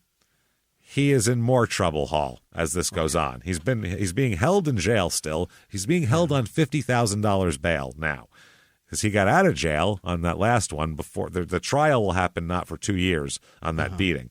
So he got out of jail. They finally gave him bail. Then they rearrested him and held him on $50,000 bail. They're saying now that he's the Hells Angels, that chapter's sergeant at arms too. Oh, he's up in the office. So yeah, they're saying he's got a title and everything. That he pleads not guilty to witness intimidation and kidnapping. They say, this is fucking wild. Okay. He and his cohorts tried to frame David Glasser for a crime, so Glasser's word wouldn't be worth shit testifying against him. Okay. This is elaborate. It would have been less elaborate to say, pick him up, shoot him in the head, and dump him in a fucking bay somewhere. Way less elaborate than what they come up with to try to fucking discredit him. Okay, this is crazy. They made it so one of Hall's women friends accuses Glasser of robbing her at gunpoint. Okay. And Glasser gets arrested and everything for this, put up on felony charges, held on high bail and everything, okay? All right, Nicole Brooks is the woman's name. She is Hall's girlfriend. Different girl. I guess Brittany Beggs is out now. Well, she didn't It's beg been hard 2 enough. years. Didn't beg hard. No, she's her career's kind of lagging, and he's like, I don't know. I'm going for a fresh face here. So this woman, I guess Hall arranged for Nicole Brooks to falsely accuse Glasser of kidnapping and shooting at her. He also, to provide support for the story, Hall drove with Brooks to a location in rural upstate New York, just across if you go over there. And what he did is shot a gun 3 times into a tree to show that Glasser shot at her. This is the place that he shot at her. Look, there's 3 bullets in that tree, okay?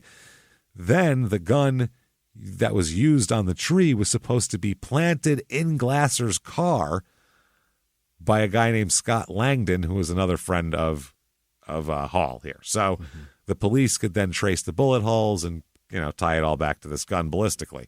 They tried to set him up CSI style, which is for attempted murder. Yeah, for attempted murder, robbery, kidnapping, 20 years in jail shit that when they put you on the stand, nobody really cares about you or has any sympathy for you at that point. So this is wild. Hall asked Langdon to offer $100 to Glasser in exchange for a ride to New York, which Langdon did.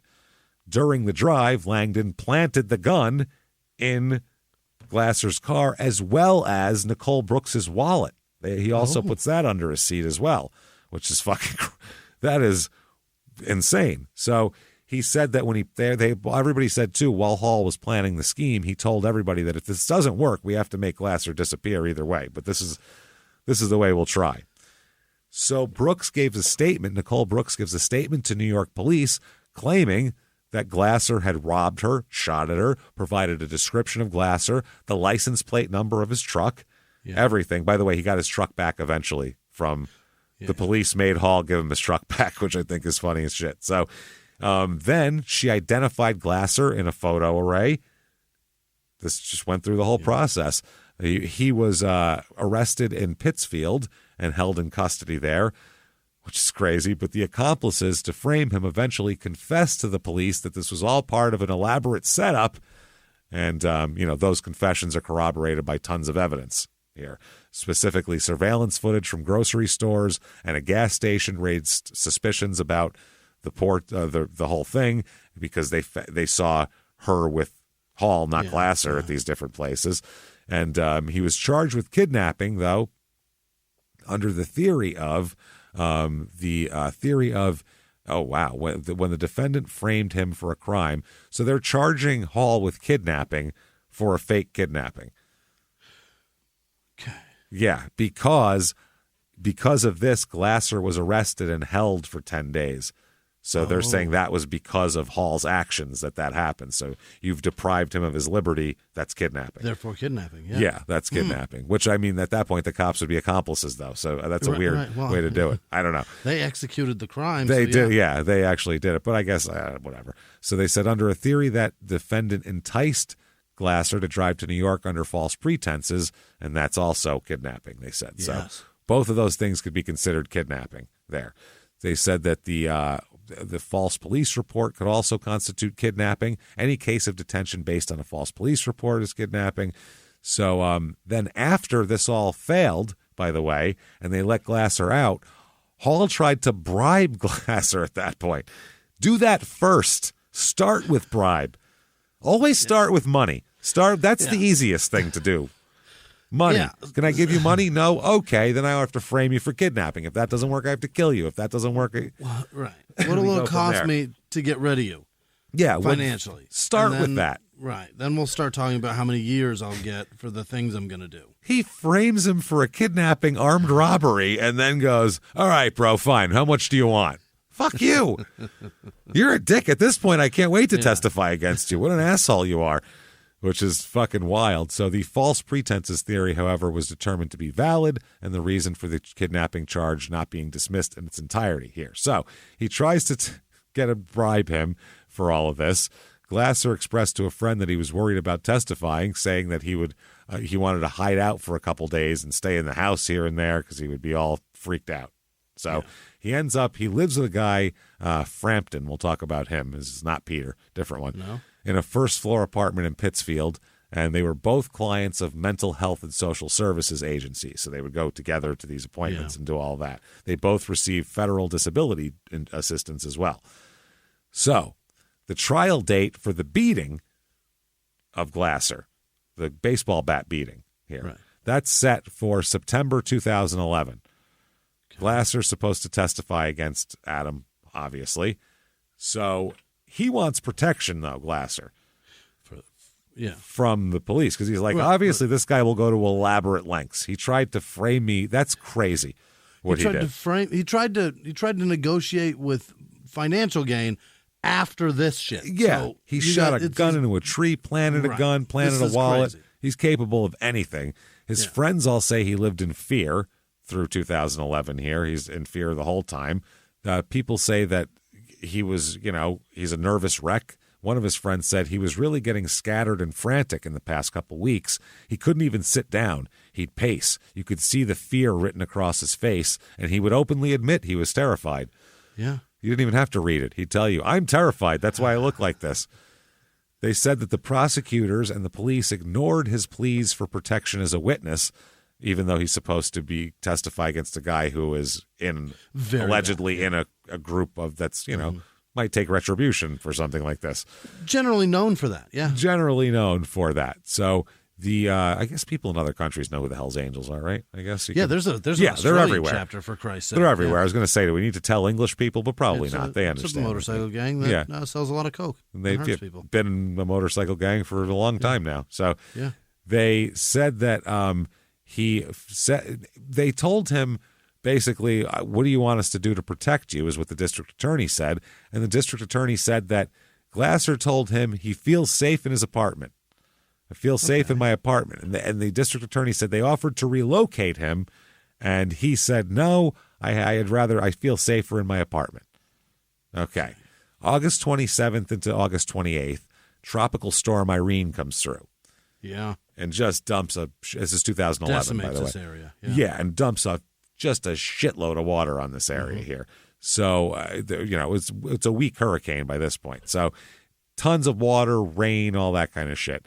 So Glasser is at home with Edward Frampton, who's his roommate, and they're there with Robert Chadwell as well. He's another guy, just a friend of theirs hanging out. Frampton is 58 years old, and Chadwell's 47 years old. Okay. They're waiting out the storm, basically. They're all just kind of hunkered down for a couple days, waiting this out, because it was a real mess. Frampton is described as mildly mentally challenged, but he's very active and plays basketball and even competed in the Special Olympics. Oh. In his younger days. He's 58 now. Yeah. He'd be competing in a different kind of Special Olympics. Bunch of guys whose knees just hurt really bad because they're 58. And this is ridiculous that they're doing this. I could probably get in those ones. Yeah, we might be able to pass on those. So the age aside, we could get in there. So he was also an advocate for people with disabilities at this point. He would give presentations to caregivers to help them understand how to meet the needs of people and shit like that. So he was doing a bunch of stuff. Chadwell is their good friend, and he'd been a counselor who would help adolescents who had drug and alcohol problems here. That was his thing that he did. So all in an apartment, hunkered down, waiting for the storm to pass. Now, this happens. Then Monday comes along. There's no response. People knock on his door. They call. Nobody answers the door in his apartment. His truck's in the driveway, though. Oh. He's supposed to show up Monday to bring a friend to work and give him a ride, and he doesn't show up. Oh. And then that same day, Frampton misses a doctor's appointment as well. He doesn't show up for that. So it's a little weird. So finally, Robert Chadwell's brother, Les, was like, where the fuck are these guys? My brother was supposed to be over there. No one can get a hold of them. He said, he talked to his brother daily and couldn't get a hold of him for days all of a sudden. It was strange. So at the same time, Frampton's disability caseworker, a woman named Erin Forbush, went to check on him because she didn't hear from him. Right. She found nobody at the house. Glasser's truck is in the driveway. The television's on. And she said she went into the house, walked in. No one was there. Television was playing. She found Frampton's medications, which he took daily, sitting there. And his wallet had been left on a computer stand. Okay. So he's around here somewhere. He's around here. So, yeah, no wallet, no ID or medication is not how people leave the house for long periods of time usually. So the three of them are reported missing.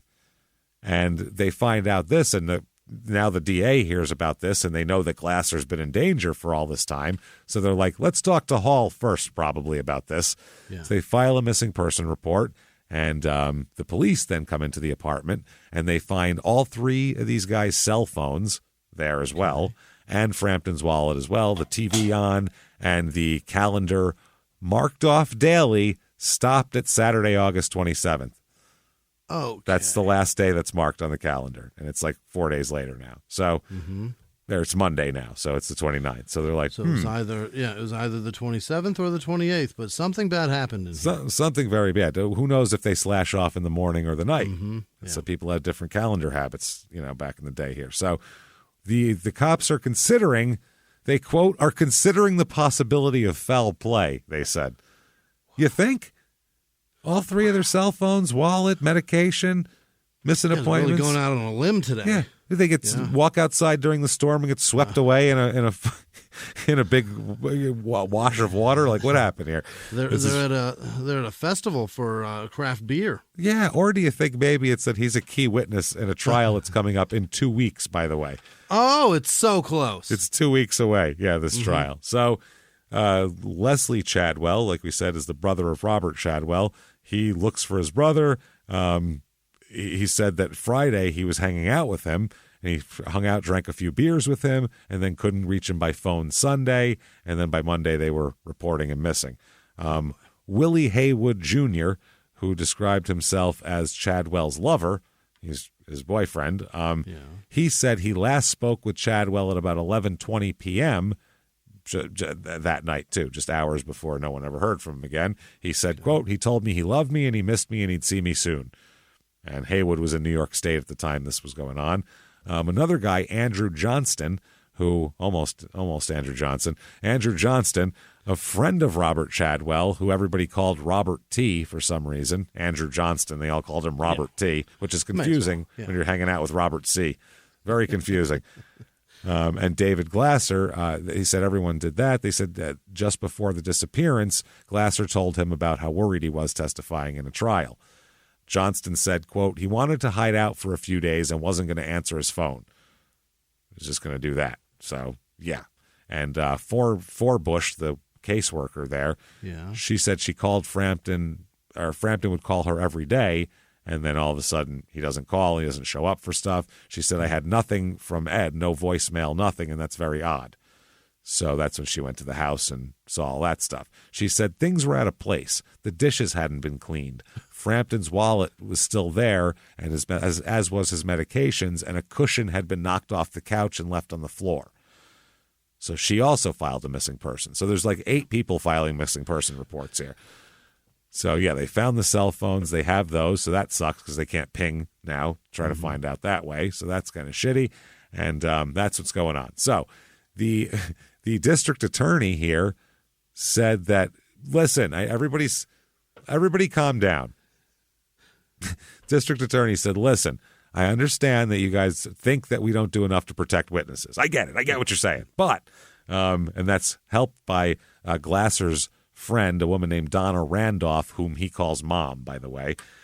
She said they never did anything to help David at all. She said that Glasser was estranged from his family at a young age and that no one in his family could be located either. No one could find him. And she said that he kept complaining that he went to authorities and asked for protection as recently as a month ago, and they told him to give us a ring if anything happens to you. Mm-hmm. She said, quote, he came to my house right after he'd been to the police one of those times, and the officers told him that nothing could be done and to let police know if anything happened. We can't do anything yet because no crime's been committed. No crime. Once he murders you, let us know. Bring that news to us. So the district attorney, though, he says he's never denied a, quote, reasonable request for protection of a witness. So this isn't reasonable?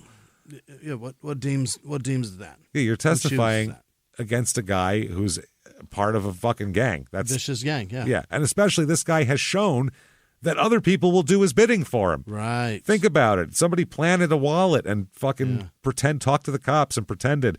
And they said the only reason they started realizing that her story was bullshit when they tried to frame him was they said she had way too much recall of things. Too many details. That's so scary. Yeah, too many details she remembered. They said kidnapping victims don't remember license plate number, how exactly this was. They don't remember that. They remember these major events and the way they put a story together. If it's too detailed, it's bullshit usually. It's the way it is. So, unless they have some sort of photographic weird memory, but most people don't. So he said that he insists his office did everything it could to protect Glasser, including offering to relocate him twice, and that he never did it. He said that after each of the relocations, which were intended to be temporary, Glasser said he didn't like it and went back home.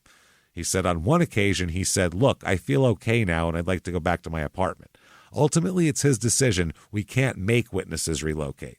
True, but you can do more than that. You can take responsibility for what's happening and adjust accordingly. You can certainly help them still. He said it's normal for witnesses to want to stay in their homes. Yeah, people don't like to uproot their lives usually. Of course. He said they want to control their lives, but his friends, though, Glasser's friend said he only stayed in his apartment because he literally had nowhere else to go. His one, Donna, the one he calls mom, said he wasn't there because he wanted to be.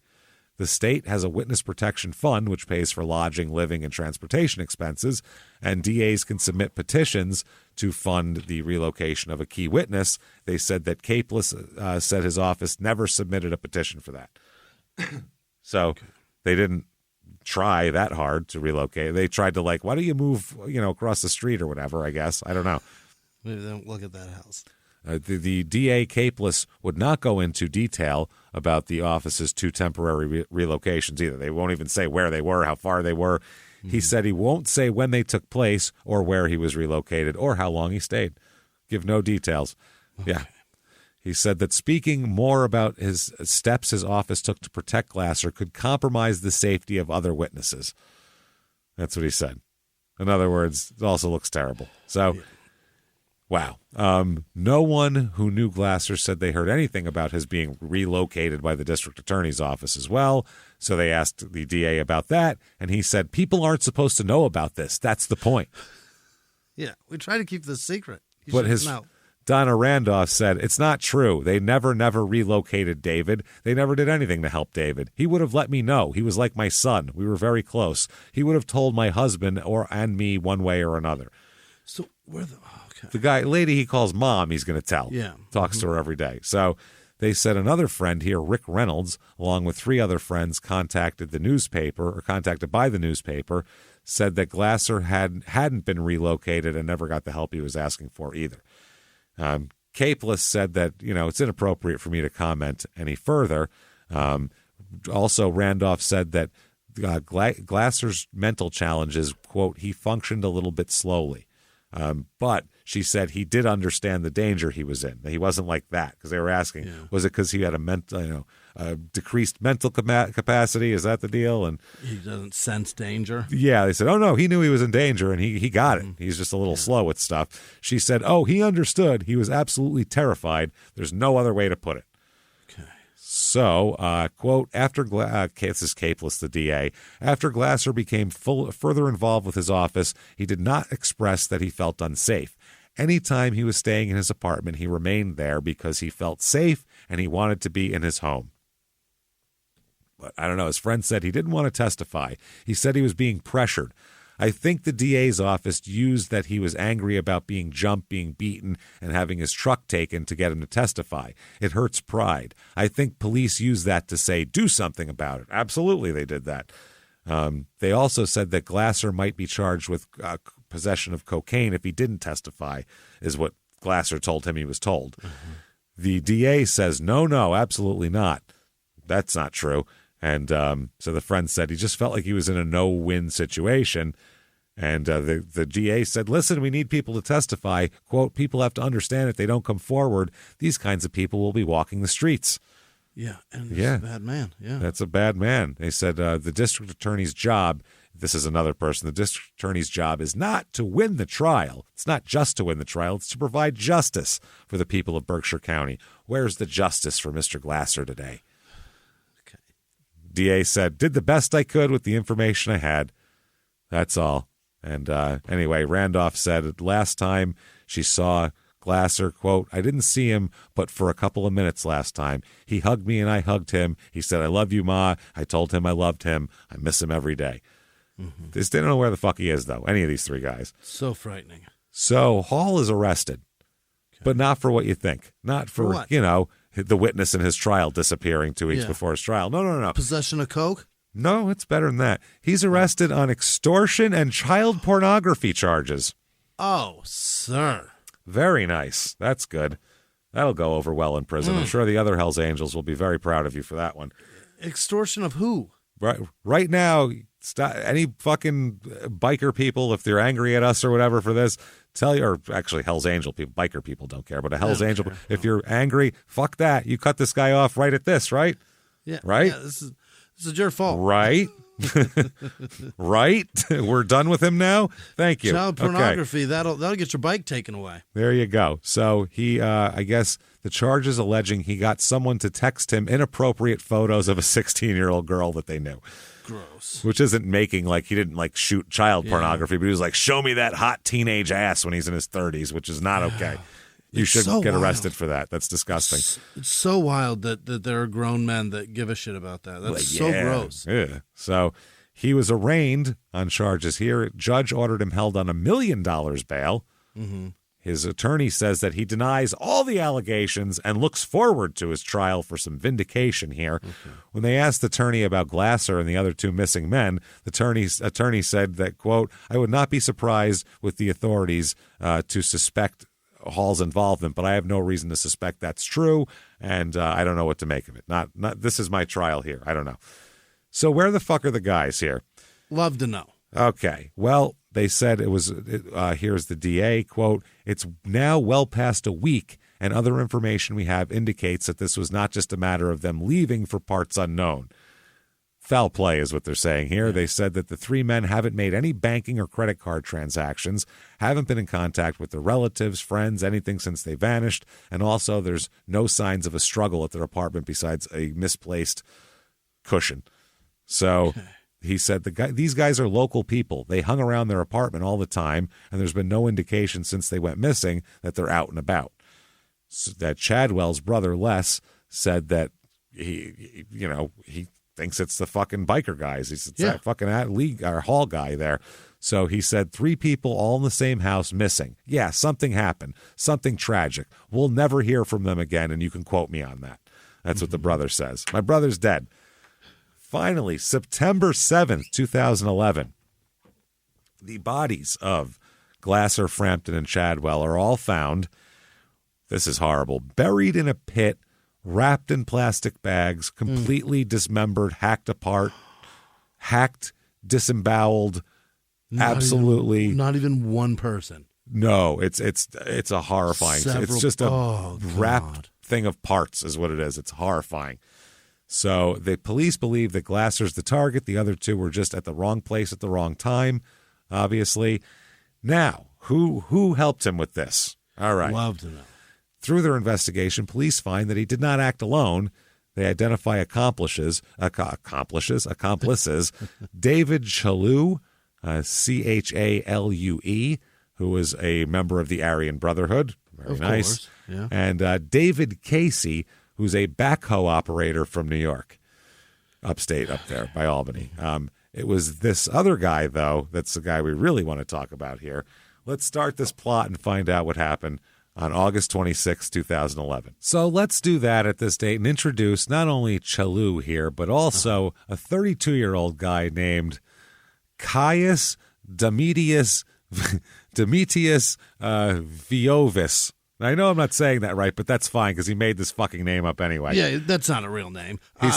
So we have an Aryan Brotherhood, a Hell's Angel, and now we have a man that makes up a bananas name. Well, never mind makes up the bananas name. Jimmie, please come over here for a moment because I've never wanted to show you a picture more in my life.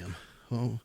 All right. My. He has, well, let's start out. He has that is a 6 tattoo all the way across his face, number one, which is a bad decision. Number two, from ear to nose. That's wild. That's an interesting choice. A large 666 across his forehead. That is 6s, isn't it? Yeah, underneath that, I don't know if you can see this, but that is a scar of an X like Charles Manson and the Manson girls. And then this is all just preamble because the real thing here is the fact that he has Klingon ridges, multiple horns put in his head. Yeah, 3 on each side of his forehead implanted right above there. his eyes. Horns. Those are very bizarre. They look like they're about to pop out of his skin. Like his body is growing horns and they're about to break through his skin and come out like he's in mid-transformation. What they look like to me is an insect bite, and there are eggs beneath his skin. Lots of thousands of eggs are under there. But then on the left cheek, James, let's talk about that. Oh, he's got What's all sorts of happening scars there? and shit going on. He looks like scars and swirly motions. It looks like he's had the shit cut out of him a lot. This guy is a fucking disaster, obviously. Look at, this is the weirdest looking man we've ever had on the show. Yeah, that's an actual demon. There's never been anything that looks like him. No, you have to create that. And for you what? do surgically. Yeah. Like Lots. If you saw, if you're not to be too fucking trite with it or whatever, or boring or basic with it, but if you went outside and your daughter was walking onto your property with this man, hand in hand, you would get your biggest gun. Yep. And tell her to run inside and say, if I ever fucking see you again, I'm going to shoot you with a bazooka. Get the fuck off my property. Baby, get inside. Daddy will save you. Run. That's what you're saying. Yeah, that's what I'd be saying. Run. While I hold this man at gunpoint. Get the fuck back. Honey, you have a demon. Yeah. I'm bringing the machete outside for this one. The Jungle Master. You know the one I'm talking about. The big one that I have. I'm bringing the Jungle Master out. Serrated side. On the one, yeah. The saw blade. I understand there's that counterculture, crazy. the subculture of like making yourself a little freakish, but that's not freakish. No. That's fucking, he's standing out on purpose. This is crazy. This we'll say at Small Town Murder on Instagram, was it Small Town Pod on Facebook, so you can see this when we post it. He's holy shit, doing it on purpose to look scary. Oh, he wants to look scary. Well, he claims, this is the thing, Jimmy, when you go down these roads, he claims to be both a Satan worshiper, which obviously, you can claim to be a Satan worshiper. Anybody can. Maybe you are. That's great. Well, he's got also the tri-sixes. Well, the next claim, though, is one that it's not really something you can just decide on. He also claims to be a vampire, which I don't think you can. You can't just become a vampire based on your desire, right? No. Yeah. No, you got to get bitten. You have to get bitten. There's a whole process to it. Yeah. Bitten just enough to not die, but just to get the vampire venom in you so then you can live forever. There's a whole science to it. Let's be honest here. I don't think he's aware of this at all, and I don't see any scars on his neck, if I'm going to be honest with you, so I don't believe it for a second. Vampires, I mean, I suppose there's a breed of them with horns, but I don't know. I've never seen the 6 horns of. You're mixing horns. You're mixing metaphors here. You're mixing horns and vampires and hell goat people. You're mixing them all together. What we're saying is you're confused. Yeah. Are you man, Satan, goat person, or are you, a vampire? What are we talking about here? You got to pick one, bud. Either way, you know what his original name is? What his real name is? Tom Miller. Even funnier. Roy C. Gutfinski Jr. Gutfinski. Roy Gutfinski. Roy. Would you look at that man? I said, what's his name? Would you go, Roy? No, you wouldn't. Roy would not be your guess. Roy C. Gutfinski Jr. Wasn't us, Ma. It was Roy. It was Roy. He legally changed his name. Twins. Oh, twins. Yeah. Oh, twin. The one twin. Twin. He legally changed his name in 2008. To say the name Artemis? To Caius Domitius Viovius. What is it? Caius, first name. Caius, I suppose. Domitius, which is Domitus. Last name is Veiovvis. Roy Gutfinski Jr. is his name. His name's Junior. So Junior, in a letter to the media here, because he's going to get arrested for a bunch of stuff too, He tells everyone, he tries to explain his names. He said his first and middle names were inspired by the Roman emperors Caligula and Nero. They're not good emperors. Those are terrible emperors. Yeah, the whole thing fucking fell as Nero was that you want to hang out with Nero?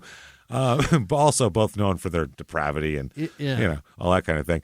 And his last name, he says, is from an ancient Etruscan demon, which they say isn't even accurate. This is like he fucking messed something up and called himself something that is not even what it is. So none of these things are real. He's just a dummy. He's an idiot. Junior, Roy C. Gutfinski. Gutfinski, Roy C. But the name isn't the only thing. Around that time is when he got facial tattoos. The writing is a rune writing. Yeah, runic writing. Here. You could tell that there's a reason for the I don't know what the fuck it is. It looks like Roman numerals, but it's definitely different. Yeah, it looks like letters you'd make up for if you made your own font up. Yeah, it's letters that serial killers use as symbols for what words are. Basically, it's a line from a zodiac letter. That's what it is. It's a zodiac cipher on his cheek. That's what he's got. Crazy shit. So he got facial tattoos, got those, got the number 666 in the center of his forehead. It's dead center, but framed nicely. He also has 2 rows of subnormal implants in his forehead, which give the appearance of horns. Uh-huh. He has implants in his ears to make them look pointed. It's hard to see from this angle, but he does. Oh. Implants in his ears to make him look pointed. It gets weirder, Jimmy, somehow. I don't know how. His teeth are sharpened. Oh, yeah. Like a vampire. And his tongue is split. It is split. Of course it's split. Of course it is. Why wouldn't he have a snake tongue? Why not? That's what I mean. How can I be the strangest person ever? I don't know. And wow, I don't even know what to say. So in his booking photo, he's wearing large gauge septum piercing and 2 smaller bridge piercings as well. So he's got all sorts of weird shit going on in his face here.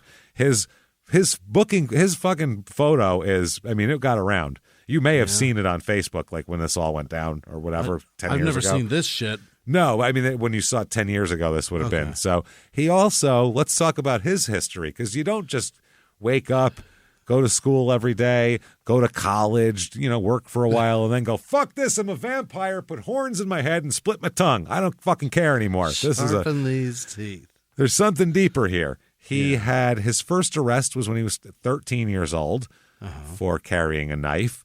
Then in 1999, when he was 19, he and his 16-year-old girlfriend, wow, this is Jimmie. Okay, let's slow down for a second because this is bonkers. He and his 16-year-old girlfriend were convicted in Maine for assaulting a 16-year-old girl, a different one. What did they do? They lured her into a motel room. Oh, my God. Where his girlfriend slashed the girl. You don't know. That's what I mean. You don't know. You think this guy's just going to bring him in and, they're going to force sex on her? No. This isn't a rape situation. They lure her in, slash her back with a razor blade. Then they laid on top of her. And kissed as they licked up her blood. Like, licked her blood off her back and, tongued each other with the blood and did all that shit. Made out over her blood. That's I guess that's just assault, but it feels like it should be way worse, like right? Way more. If someone's getting a sexual charge off drinking your blood, that's a special charge, I feel like, right? That's assault. A special crime. That should be rape, right? It's definitely adjacent. It's rape adjacent. For sure. For sure. That feels like that's if somebody comes, that's full on. Yeah. I'm sorry. If either one of those people comes during this, I want charges for rape on this. This is crazy. So anytime someone comes without your permission while they're touching you, I feel like that should be a crime, right? Especially if your blood's out. Like if there's bloodletting and cum, that's worse than assault. The bloodletting to make you cum? That's even weirder. Right. This shit is... Oh my God! I almost wish she was just raped in that room. This is gonna really fuck that girl up. Fuck, man, this is insane. So she needed 32 stitches to close up the wound. Oh God, it's so deep. Pretty good sized wound there. He ends up waiving a jury trial in 2000. The prosecutor portrays him as a member of because at this point he's young, as a member of the, quote, Goths. Okay. He's a goth. Oh, boy, not the Goths. But you have to remember, this is the time they were calling the Columbine kids Goths. Remember that? Yeah, Which they weren't either. But they weren't. They were calling the Columbine kids Goths, and that was the year before this. So by 2000, every kid who did anything who looked weird was a goth and, ready to shoot up a high school, and that's how they used to do it. Anybody with pale skin and dark hair was a goth. This guy, they would have obviously been right to do whatever with him, but instead, Jesus Christ, this is crazy. But they tried to explain in court that he wore dark clothing and practiced self-mutilation and was into, quote, some blood licking or blood drinking. Blood licking? Some blood licking. I've never, okay, no. If any form of blood in your mouth is blood drinking, I'm sorry. Licking it, it'll drop in your tongue. No, there's no blood licking. That's not a word. Wow. They said, quote, Roy Gutfinski Jr. perceived himself as, I love that so much that his name is. It's so much fun. Gutfinski. What a fucking dork. You fucking, hey, Gutfinski. You fucking dork. You fucking dork. Gutfinski Jr. They probably they called him Little Roy around the house. Yeah, think about that. Sure did. It's Big Roy and Little Roy. Hey, Little Roy, you going with Big Roy over to the store? No, Mom. Oh my God, that's amazing to me. That's how you create an adult with shit in their forehead and a split tongue. Come here, Little Roy. And at some point, Roy Sr. proudly took his boy places and said, "This here's Roy Jr. Named him after myself. He's going to do big things, is Roy." Cut to 15 years later when he has shit implanted in his forehead and a split tongue.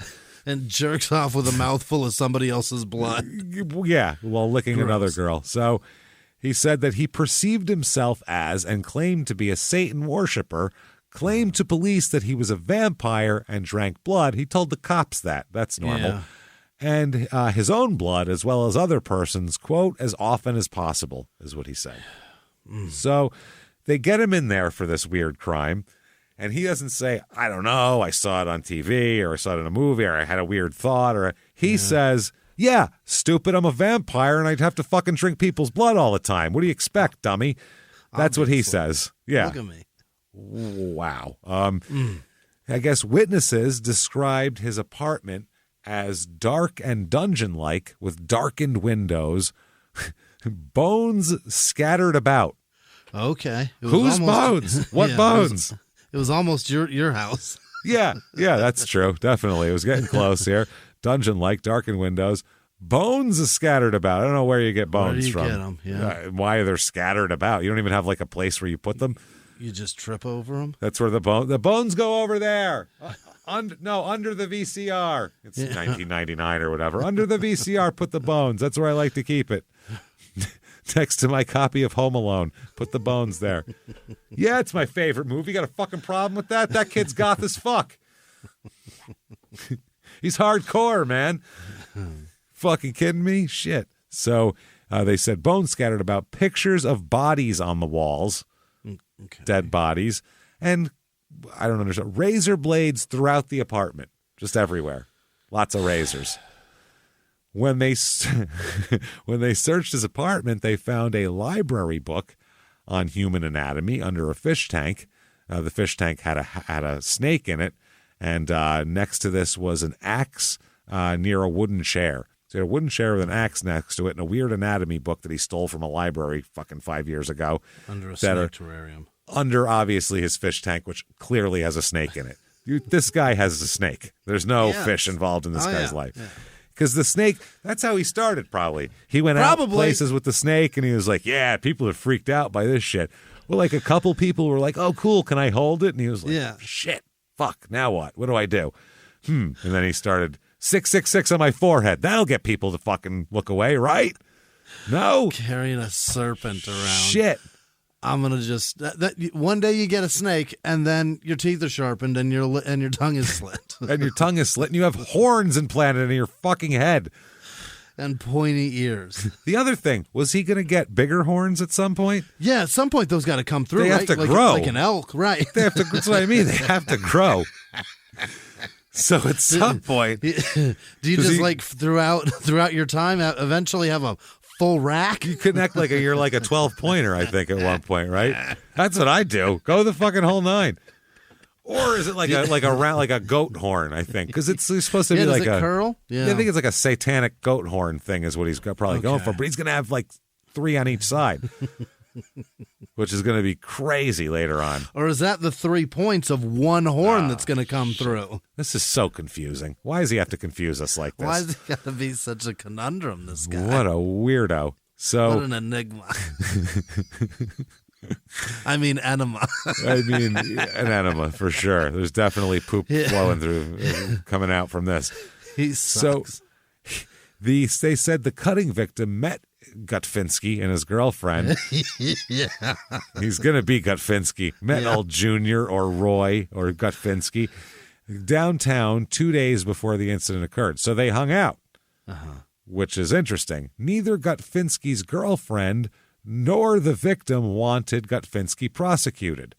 Oh. The girl didn't want him prosecuted for this. The girl that got slashed? She didn't want him prosecuted. I think he's got some weird vampire harem thing going on, probably. You know what I mean? Or she's fucking petrified Scared? of this man. Yeah.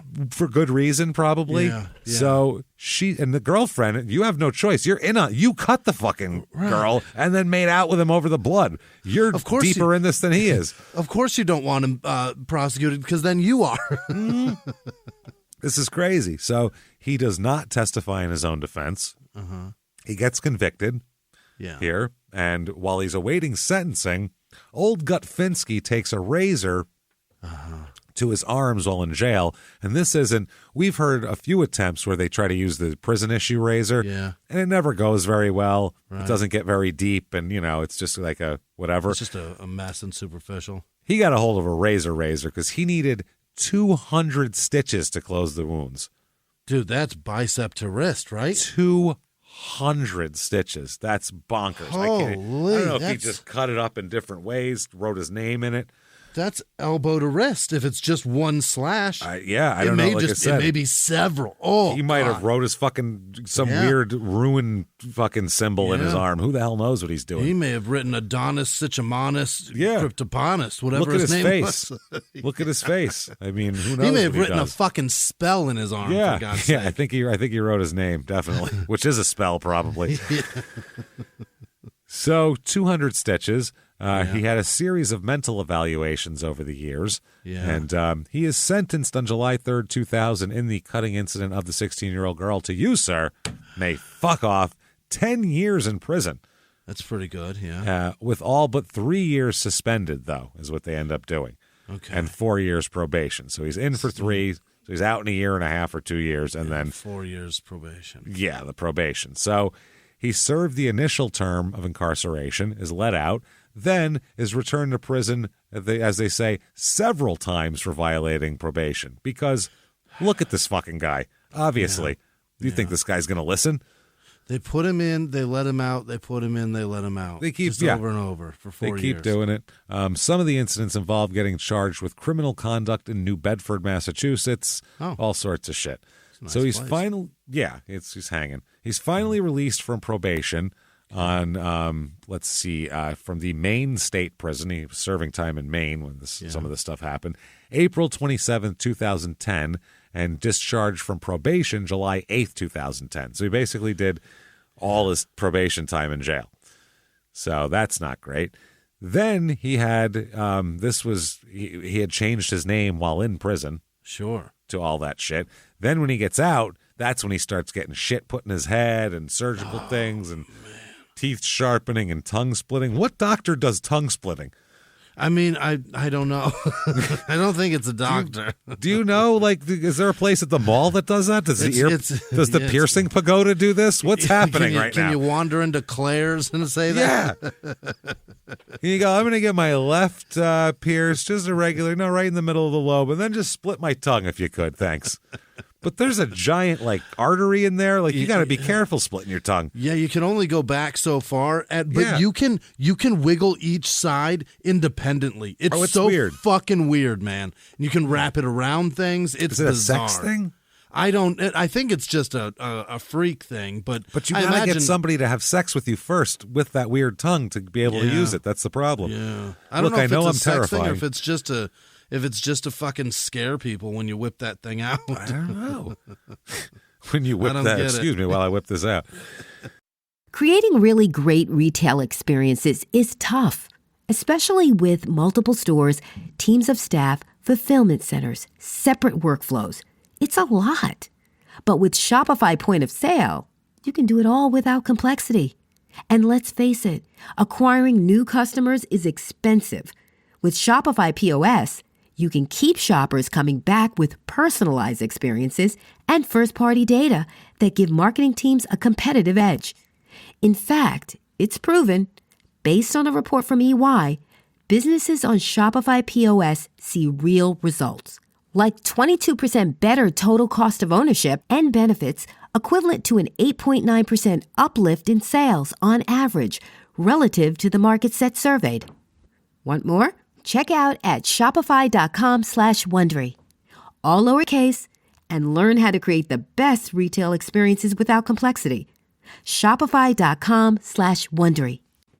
February is the month of love, and we all deserve a little something special. Dime Beauty is having their annual Valentine's sale right now, where you can get 25% off everything with code VALENTINE. It's the perfect excuse to refresh your beauty routine or pick out a thoughtful gift. At Dime, clean is more than a standard. It's their promise. Dedicated to skin-conscious ingredients, they focus on creating beauty, skincare, body care, and fragrances that are safe, gentle, and free from harsh chemicals. With Dime, you can trust what you're putting on your skin every single day. If you're looking for the perfect nighttime anti-aging cream, their TBT cream is a must-try. It's packed with clean, age-defying ingredients that nourish and hydrate your skin while you sleep. But don't just take my word for it. Over 3,000 five-star reviews speak for themselves. Whether it's skincare, fragrance, or a little bit of both, Dime has something for everyone. Visit DimeBeautyCO.com and use code VALENTINE for 25% off right now during their Valentine's Day sale. Grab your favorites before it's over. DimeBeautyCO.com. So it's very straight, but you'd be like, I know I'm scary. I know you have no interest in me, but I will make you come so hard is a really weird pitch to somebody. You know what I mean? Yeah. For a guy, I think I get it for that, but for some sort of oral sex thing. But for a girl, I don't understand it for like I don't think that's gonna work for a chick, right? Like I don't know that you blow right. I guess you could tickle each ball independently. I suppose you could do. I don't know. There's really. I'd rather you just have a normal tongue and let's do whatever. Don't really fine. need that. The other part is like, how does this shit all of that looks really expensive. Yeah, that's how do you have pricey. The money to get? That's what I was wondering. All your teeth sharpened, that's got to be costly. That's not covered by dental insurance. No, God no. If he's still on Roy Senior's plan, I'm not sure. I don't think United Concordia is covering. I think they're covering that at all. And the fucking horn implants That's too. Crazy, right? Maybe he got Claire's to split his tongue. I don't think Claire's is putting marbles. They're not doing skin. dentistry and fucking forehead implants. That's you got to go to a sterile environment for that, and I don't see that happening. And implants in his ears to be pointy, right? The elfin ears, which you just look like Spock at that point, don't you? So isn't that silly? Yeah, or an elf? The point. Right, silly. The elf thing is the idea behind it, but it's like, are you a vampire or a fucking elf? What are you? Right, which are weird shit. I guess vampires have pointy ears too because they turn into bats, right? Count Chocula does on the box. Yes, he does. Yeah, he does. Count Chocula certainly does on the box. I don't know. But Spock has ruined pointy ears for anything. Yeah. Oh, it's all Spock. Yeah, pointy ears is Spock. If you got pointy ears, you're a Vulcan. I got it. You're doing Star Trek shit right now, right? So this is amazing. He changed his name finally to that crazy Veovius fucking Caius Dominius Develvius Vesuvius bullshit here. He thinks he's Italian too. All these people. This is because he had tried and failed to change his name before. To what? When he lived in Maine, he tried to get a judge to approve his name change to Diszade, Diszade, Disade, whatever the fuck. Disade Trash Horror. Trash Horror. Disade, middle name Trash, last name Horror. I I think I like that one better. At least it's trash is in it. At least I know what trash and horror are. It makes sense. Yeah. And the judge said, no, I'm not fucking letting you check. Which I don't get it. If he wants to be called disade trash horror, let him. Who gives a fuck? I don't know. But he said when on the sheet he had to like write his whole reasons for everything. He said, quote, I want to shred all ties with the Christian church. And one important step toward that goal is legally changing my name. So in his successful one, he had to say why he didn't want to be Roy C. Gutfinski Jr. Yeah, well, I mean, come on. It's pretty obvious. He said, quote, and this is, you're going to get, I know you'll perk right up to this. Adopted as a child, I have no blood relation with, nor do I share the nationality my given name implies. I don't want to be a Polak, is what he just said. Yeah. Or even worse, in his mind, Jewish, which can also be ski. Yep. Mm-hmm. And Russian too, but there's a lot of Russian Jewish names that are ski and a lot of that. So the top two there are two that generally have some dislike towards them. Two that guys in Hell's Angel chapters make jokes about. Put it that way. Yeah. So there's how many Jews does it take and how many Polacks does it take jokes, Absolutely. I'm sure, flying around there. So he said, nor do I share the nationality my given name implies. It has long been a burden for me, and I feel the new name I have carefully, and with much thought chose, more justly represents my individuality and nationality. He has no idea what nationality is. Trash horror. No, this is the one he changes it to the other one. To Mount Vesuvius. Yeah. To Mount Vesuvius. To Caius Mount Vesuvius Dominatrix. Caius Dominatrix Mount Vesuvius, I believe is his name. That's his name, right? I wish you would have changed it to that Dazade one made me think of Darude Sandstorm. That would have been a good one. That would have been a good. I kept thinking Dasani. Dasani trash horror is all I could think of with Dazade. That water is trash horror. It's trash really water. Is. It's a trash horror. It all tastes like plastic. So he should have named himself Dasani Trash Water. This judge would have approved it. Judge would have said, normally I wouldn't approve it, but when the truth is before me, I'm a judge. This courtroom, it's about truth and justice. So you've nailed it, my friend. Dasani trash horror. Go trash forth water. in peace, my Enjoy friend. Trash water. Yeah. Enjoy. So, he said that this one he chose more justly represents my individuality and nationality. This name is also in keeping with my religious beliefs, which are Egyptian demons and Italian emperors. Right. Makes sense. Okay. So when he's in 2006, he's on parole still, obviously, because he didn't get off parole till 2010. But this is one of his stints out of jail here. He is charged with kidnapping. Who did he kidnap? 2 strippers from a club. Oh, 2. I've always wanted to do that. I've always wanted to take. I'll take both of them. He didn't even pick out one he liked the best. He said, I want both of y'all. Let's go. He thinks it's a store. I'll take 2. No. Caius Dominatrix fucking. You came alone, you leave alone. Wow. He held them against their will in a hotel room. Wow. I don't know if he had no word on whether he cut them and licked their blood and jerked off to it. So the charges are later dropped because they don't want to testify against him because he's terrifying. Yeah, they're scared. I assume. But he was sent back to prison because you can't get arrested for kidnapping 2 strippers while you're on probation. Whether it comes out in the wash or not, you still have to not get arrested for that sort of shit. So, okay. Now that we know who's involved in this fucking madness. Wow. Yeah. So we got Adam Lee Hall, Leo Mazzoli / crazy Hell's Angel guy who lures people and, has things planted in people's cars and big elaborate plans and beats people for hours and all this type of shit. We got him, and then we have the fucking spawn of the devil here also. So we have Goat Boy. And the Aryan Brotherhood guy? Is the Aryan Brotherhood guy with him too? Chompato or whatever his name is? Yeah, he's there too. Okay. So add these 3 in the mix. Yeah. This is quite the trio. Wow. These are the 3 that are going to take care triad of trash horror, James. Trash horror, yeah. This is one where you just hope as they're driving down the street, there's like some sort of gas leak in their tank and their car just explodes. It goes off a mountain like in a 70s movie and like crumbles and explodes when it hits the bottom. I want an explosion because nothing else is going to kill these three. Or the Indiana Jones rock just rolls down over the road. Whoops a daisy. And then they explode. I want an explosion.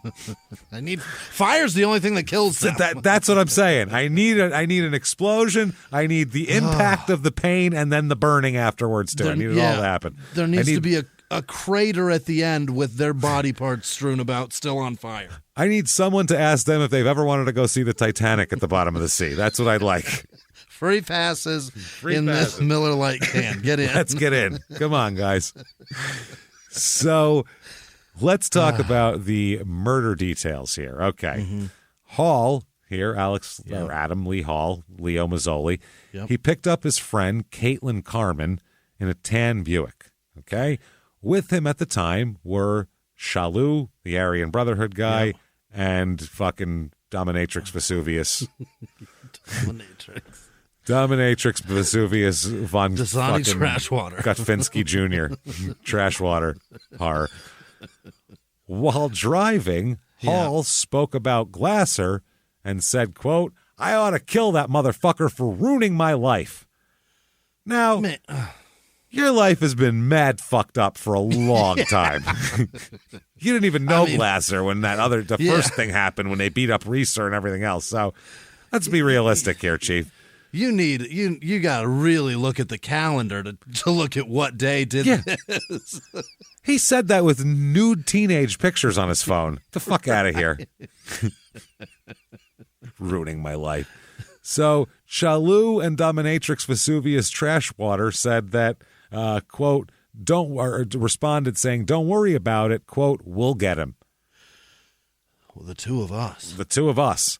So I guess Hall eventually drove Caitlin Carmen, Shalou, and Vesuvius Dominatrix Trash Horror to the Hells Angels clubhouse in Lee, okay? If there's anybody that you would expect to be in that clubhouse, that's them. This is the squad here. I don't know why this woman wants to be a part of this, but she's in here too. So at the clubhouse, Carmen, the one guy the woman, Caitlin Carmen, she drove an all-terrain vehicle around the property.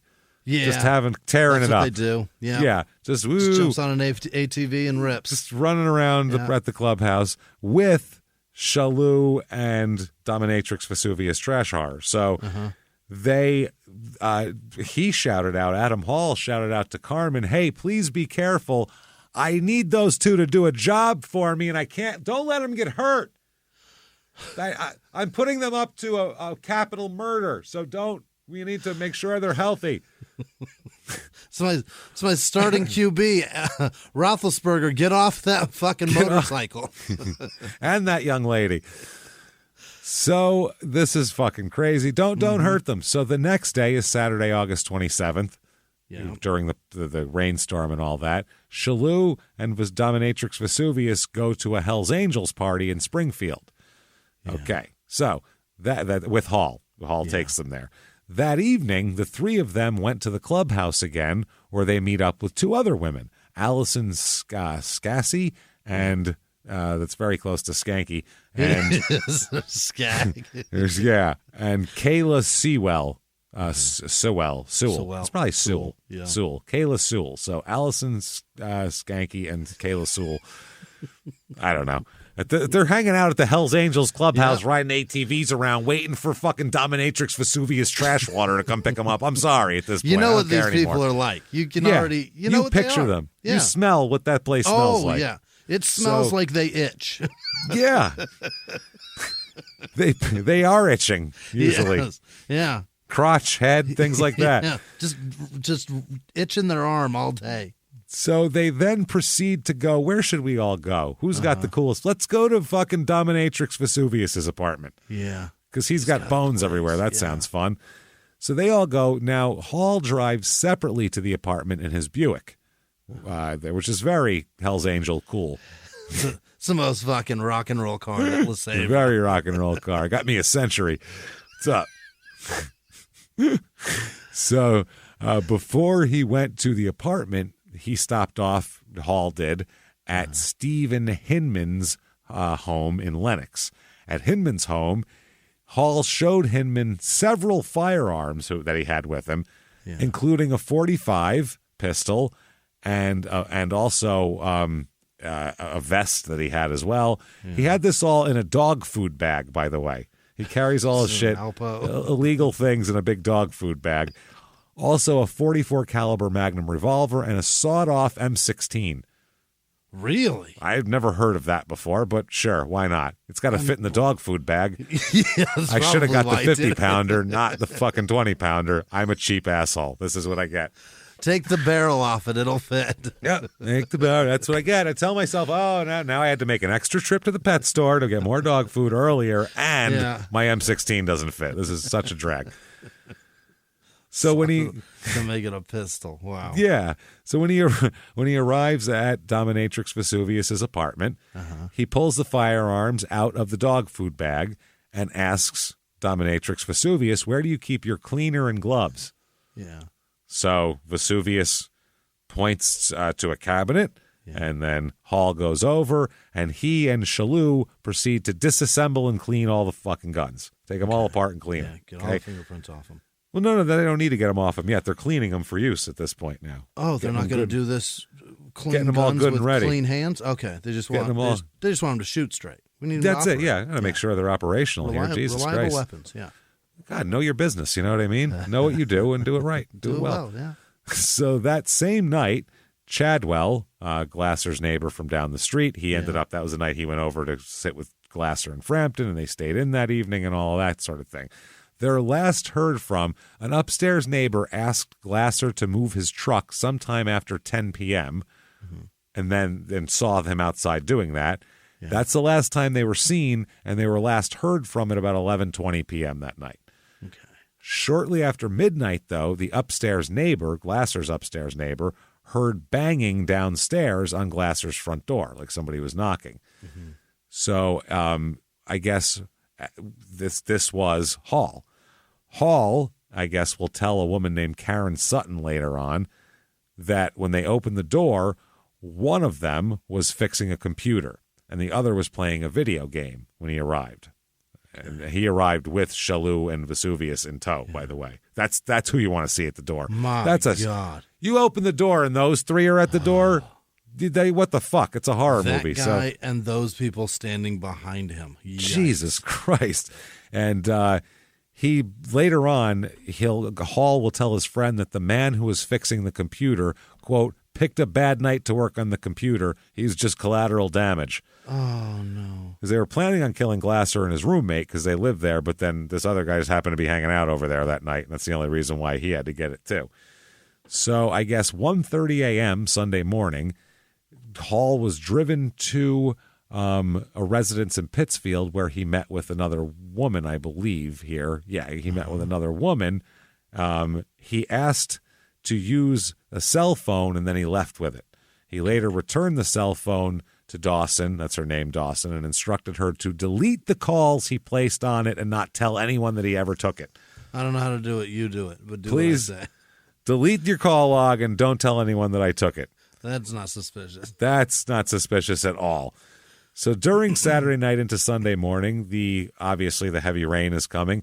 5:30 Sunday morning, Hall is seen at a convenience store in Pittsfield buying 3 candy bars, Black and Mild cigars, and Marlboro cigarettes with wet cash. Oh. Wet cash. Now, the store clerk noticed that his boots and jeans were soaking wet and that he had mud on his shirt. He got out, left the store in his Buick. Now, he doesn't smoke, Hall, but Vesuvius smokes Black and Milds, and Shalou smokes Marlboro cigarettes. Yeah. So, yeah, he stopped off over there. Jesus, this is such a fucking mess. Shortly after that, he returned to the Sutton residence where he parked his Buick. Vesuvius followed behind him in a Jeep. Of course, he's in a Jeep with his weird head sticking out so everybody can see it. No top. No top. I guarantee you it's just open. Yeah. It's got to be open, even though it's pouring rain. Yeah. That makes him even weirder. So, yeah. Smoking a black, James. Smoking a Black and Mild. Yeah, that's what he's just not even rolling it and making a blunt out of it, just smoking it straight. That's a fascinating person. That is a whole box of them. Yeah, a very strange man he is. So Hall gets into his Jeep, and they leave in the Jeep, okay? 9:30 a.m., this Hall returns to this Sutton residence in the Jeep with with fucking Dominatrix Vesuvius and Shalou. At that point, Hall asked this Dawson woman and her friend Alexandra Eli. There's so many people involved in this that it's ridiculous. It's crazy how just out there these people just live their lives. That's what I'm saying. So I guess she was there and also dating him. So from what I understand, that's his girlfriend's house, and his girlfriend's friend is also there, who he's also dating. Okay. Wow. He asked, I guess she was staying there. They went to go buy breakfast. Breakfast food. He said, will you girls go out and do me a favor? Go get some breakfast food and bleach also. And pick up some ham and eggs and some Clorox. Here's some cash to do that. Yeah. The Dawson described the cash as, quote, wet and nasty when he handed it to her. He instructed the women to, quote, not touch a bag that's in the Buick and to wash their hands after handling the money that he gave them. Okay. Yeah, and by the way, don't tell anyone I used your phone. So the women drove off in the Buick to get food. They ended up meeting up with Shalou and Mount Vesuvius here back at the Hall house to eat breakfast. They came back with the food. They returned to in the Buick to the Sutton residence after that. Then Hall, Shalou, and Dominatrix Vesuvius went behind them. They went to the Sutton residence in the Jeep, and then they took the Buick with them. Okay, the three guys leaving the Buick. 2 p.m. that day, Hall went to the home of David Casey in Canaan, New York, which is Canaan. I know exactly where that is. Yeah. It's close to the border. It's just off the Taconic. So he asked Casey if he knew a place where he could park a car he was having trouble with. Yeah. I don't know, a parking lot, a garage, your driveway. Your backyard? I don't know. A supermarket, pretty much anywhere. A junkyard. Your yard, your backyard, your friend's yard. I don't fucking know. So he said that Casey made a call and found a place for him to park the car. Then Hall tells Casey that I killed Glasser and 2 other guys. He said the other guys were, quote, a fat guy and a black guy. Oh, okay. Those are the 2 other guys. So 1 fat, 1 black. Yeah. He tells Casey that he went to kill Glasser. At first, his gun misfired, and he had to rechamber another round of ammo to kill him.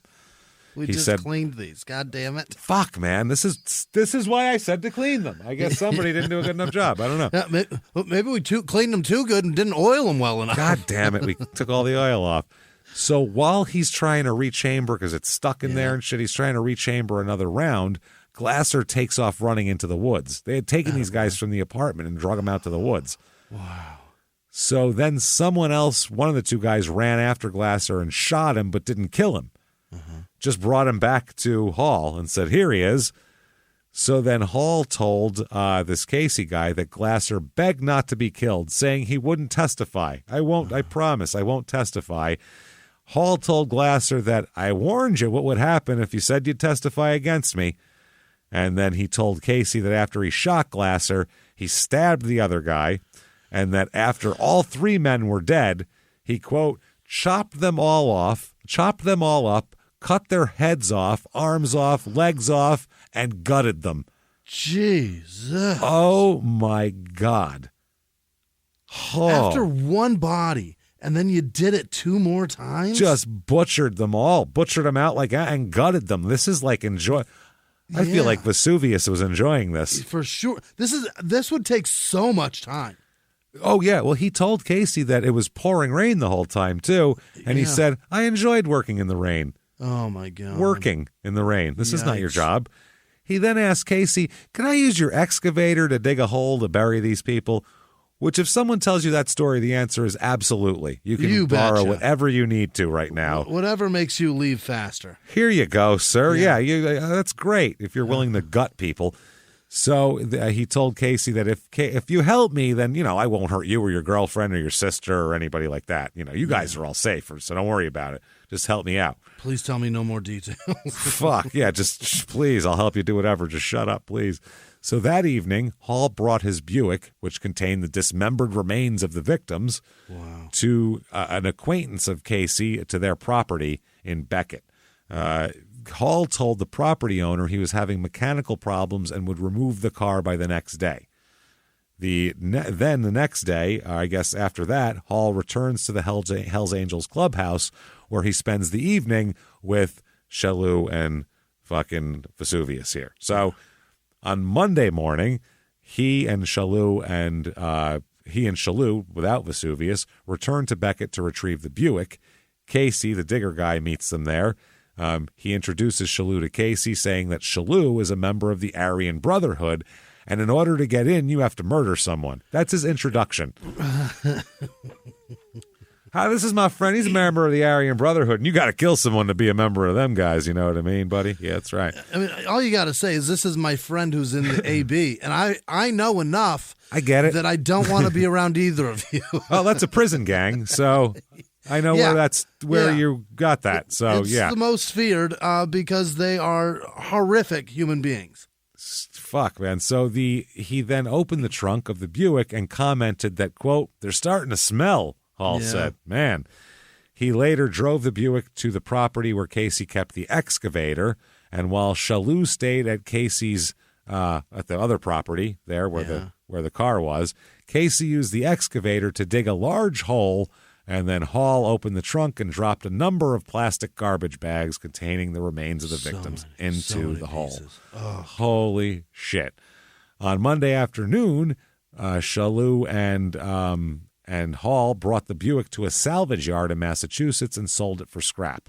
Okay. The interior carpets were wet. The back seat was mostly missing. The carpet had been removed from the trunk, and much of the car was stripped down to bare metal. Yeah. The same afternoon, Hall told two friends that Glasser and his two friends that were missing were, quote, probably dead. Probably. I would assume so, since I took them apart and cut them into a dozen pieces each. I've seen it. Unless they can breathe without their lungs. Oh, that's wild.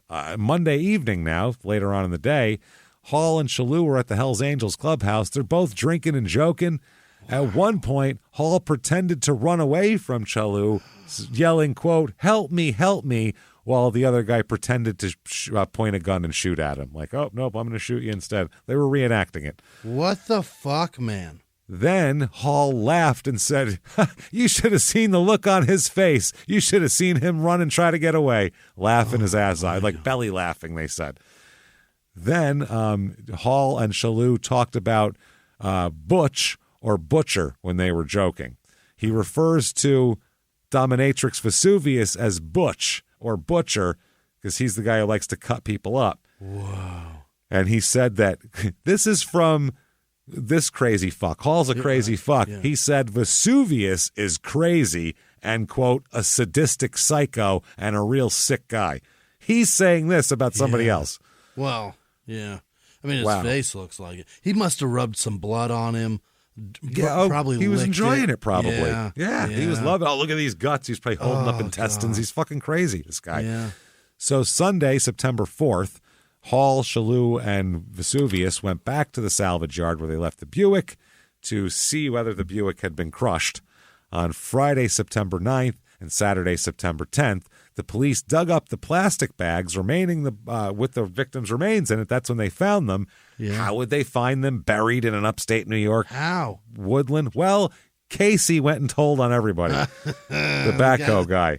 Yeah, it's like, I'm not going down for this shit. Fuck that. Yep, the victims had been shot, stabbed, their neck, arms, and legs dismembered. Two of the bodies had been cut through the torso. Most of the dismemberment took place with chopping or hacking with a sharp instrument, such as a butcher's knife. Yeah. Not slicing. Like right. Hacking. Who likes to do that? Throwing it. God damn it. So the police search Vesuvius's apartment. They find a machete, a cleaver, hatchets, knives, all weapons that could have easily done this deed here, which, I mean, I have all those weapons too. I haven't cut anybody up, but still, I don't have horns in my forehead.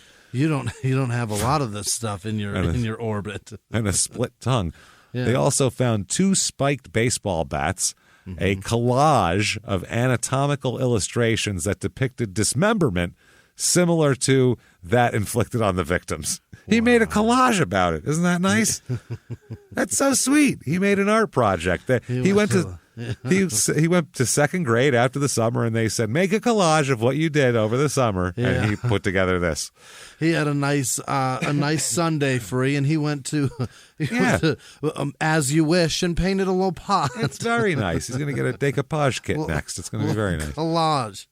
Good stuff. So, Jesus.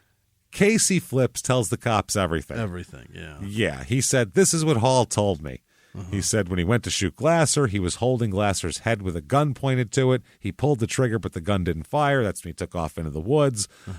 He said the other guy, though, was on Glasser real quick and shot Glasser but didn't kill him, brought him back to Hall here. They think that is Shalou, is the guy who was after him real quick. He yelled at the man who caught and shot Glasser, saying, hey, he was for me. Mad at him for shooting him. Kill him. Yeah. He said, oh, don't worry, he ain't dead. When Glasser was brought back to him, he was holding him, and Glasser was begging for his life, saying he wouldn't testify. He shot him, and saying, oh, well, the stuff we said already. He said after he killed Glasser, they were cutting up the bodies. After they cut Glasser's head off, he was holding up the head in his hands and saying how ugly he was with no teeth. Look how ugly he is with no teeth. Look at him. Oh, my. Okay. One of the guys, they said, and this is what Hall told him, one of the guys, Dominatrix Vesuvius, really enjoyed torturing and cutting them up, the other two. Because they could do whatever they wanted with them, so they really enjoyed torturing them. So that's how that went. Holy shit. Now, they said that the one boyfriend is Scott Langdon, or one of Casey's friends, his sister's boyfriend is Scott Langdon. Langdon participated with Hall in the scheme to remember his name, to frame Glasser. Yeah, he was that guy. So that's how these people all connect. Oh, okay? my God. That's wild. So on Monday, August 29th, he met with Hall and Shalou at another guy's house in Beckett. Hall drove his car with the bags containing the remains to Daniel Cole, another guy's property, where Casey was doing work and using the excavator. Casey dug the hole about 4 feet deep, 3 feet wide, 8 feet long. He said there was a ledge on the bottom, prevented him from going down any further, I guess. Hard. Hall said that he loaded the bags into the excavator in case he dumped them into the hole, and that's how that went. So covered it up with dirt and rocks. Boom. Now, Hall's legal strategy here. What do you do? Blame the guy with the horns is what I do. For sure. Look, you see that guy? He did everything, and I couldn't stop him. Look at this fucking guy. I'm blaming Horn Guy for all of it. What am I going to do with this fucking guy? Look at his face. I'll blame him for shit I did when I was 9. It's Horn Guy. I don't care. So it's believable. His legal strategy is to completely blow his defense's legal strategy before the trial even starts. That's his strategy. What is it? His strategy is before the trial starts to publicly say stupid shit that hurts his legal case and also undermines what his lawyers are doing. Why? Only an idiot does this, obviously. Let the lawyer handle it. So Adam, Lee Hall, met twice with police at his request. Yeah. While this is he's being held. I'd like to talk to the cops, please. Yes. Against his lawyer said, do not talk to anybody or tell them shit. I got this. Look, come here. And he did this in an attempt to exonerate himself. What did he say? I didn't do it and was trying to give excuses. During this, he accidentally revealed his attorney's defense strategy and fucked the whole thing up. Oh, boy. August 9th and August 13th of the next year, obviously, he met with Massachusetts police investigators without his attorney's knowledge. These are interviews which are videotaped and lasted more than 6 hours. Wow. During the interview, my God, he's an idiot. Hall discloses that the defense's trial strategy, what that was, and tells police that he doesn't trust his lawyer. So these actions have prompted a superior court judge to let his lawyer withdraw from the case. This is the same lawyer he's had since this all started in 2009. Right. So William A. Rhoda. And in the 4-page decision, the judge wrote that Hall's unusual behavior has caused Rhoda considerable frustration and has prevented the lawyer from being able to convey certain basic concepts to him. He said Hall has, quote, totally disregarded Rhoda's advice on fundamental issues and spoken at length without representation with the Commonwealth, the party that is seeking to convict him of unspeakable crimes. This is the judge saying this. Are you a fucking moron? So he's got a new attorney coming at some point. The judge wrote that Hall apparently believed that by presenting the Berkshire District Attorney's Office with his defense, he would be able to clear himself of the murders before trial. Okay. Wow. Rhoda warned Hall that if he revealed their strategy before trial, prosecutors would then have time to neutralize it. Yeah. Yeah. The judge also viewed the videotapes, addressed Hall's allegations that Rhoda had breached the attorney-client relationship and was trying to, quote, sandbag me. He's trying to sandbag me. That's a very vague... Yeah. Sandbag is one of the more vague terms that you can get for carpet bagging. He's sandbagging me. Oh, okay. So he said that the notion of, this is the judge writing, that the notion of Rhoda, the lawyer, seeking to sell out Hall for, quote, no apparent reason appears astonishing. Like, he's a fucking idiot. So the judge called Rhoda an experienced attorney of 26 years that has represented others in murder trials. He also wrote that Rhoda is regarded as one of the best criminal defense counsels in Western Massachusetts. Right. So in this decision, he allows Rhoda to step aside, and that was that. So when questioned, Hall, when questioned by the judge during a hearing, admitted that Rhoda was, quote, responsive to his concerns, attentive to the cases, and well prepared. So I hate him. Obviously. He's too good at this. Fuck, the judge wrote, whether these allegations are real, delusional, or an orchestrated effort to derail the trial schedule is secondary to their effect on the relationship between attorney and client. So Hall, at one point here, also met with the FBI behind his lawyer's back in an attempt to resolve an earlier case as well. Before that meeting, Rhoda had told him, do not talk to them. And he said, oh, I'll do it. I'll talk to him, all right. Oh, you better watch me. Wow. So Rhoda told a New England newspaper, quote, I was reluctant to ask the court to allow me to withdraw, but I believe that it is within Mr. Hall's best interest that he have new counsel. I wish him the best of luck. I will coordinate with his new attorney to transfer the file and assist in the transition in any way I can. You know, as long as I don't have to deal with this fucking guy. Motherfucker. I don't want to talk to this guy for 5 fucking minutes. So Rhoda is the fourth attorney to pull out of this case between Shalou and him. And Vesuvius is the only defendant who had the same attorney the whole time since being charged so far. Loves him. He just doesn't care.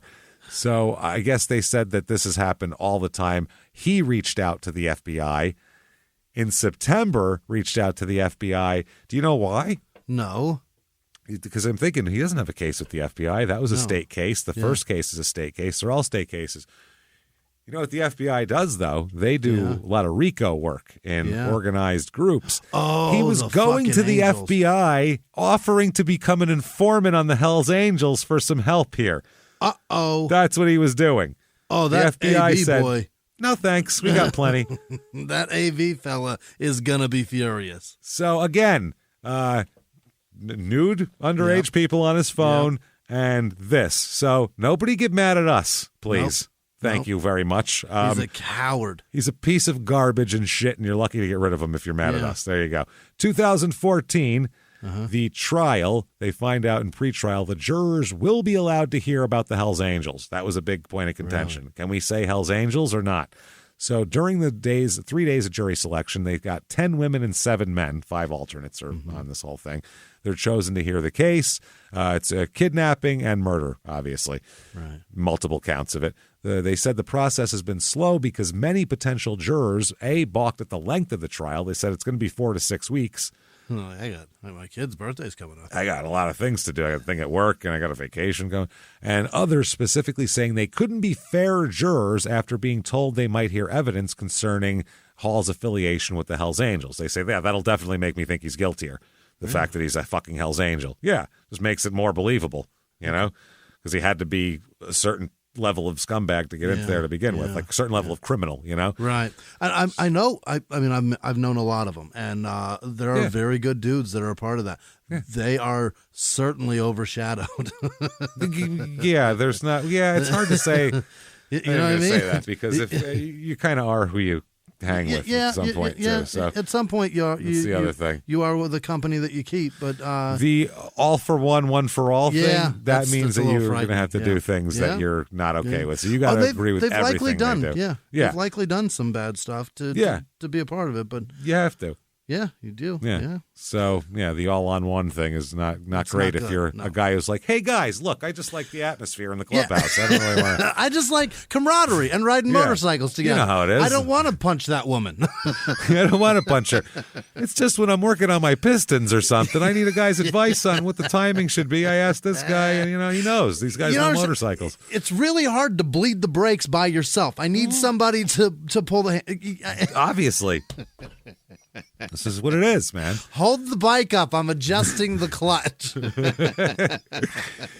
Oh, God. So they said the jurors are a diverse group as far as what they do. There's an office manager, medical technician, this one, that one. So a bunch of different people. The judge rules that jurors will be allowed to hear evidence that he was a Hell's Angel and all of that. The judge ruled that the prosecution can tell the jury that he's a member of the Hell's Angels. His lawyer, Hall's lawyer, said it would be prejudicial to his client, and the district attorney said it's essential to the client, to this whole thing.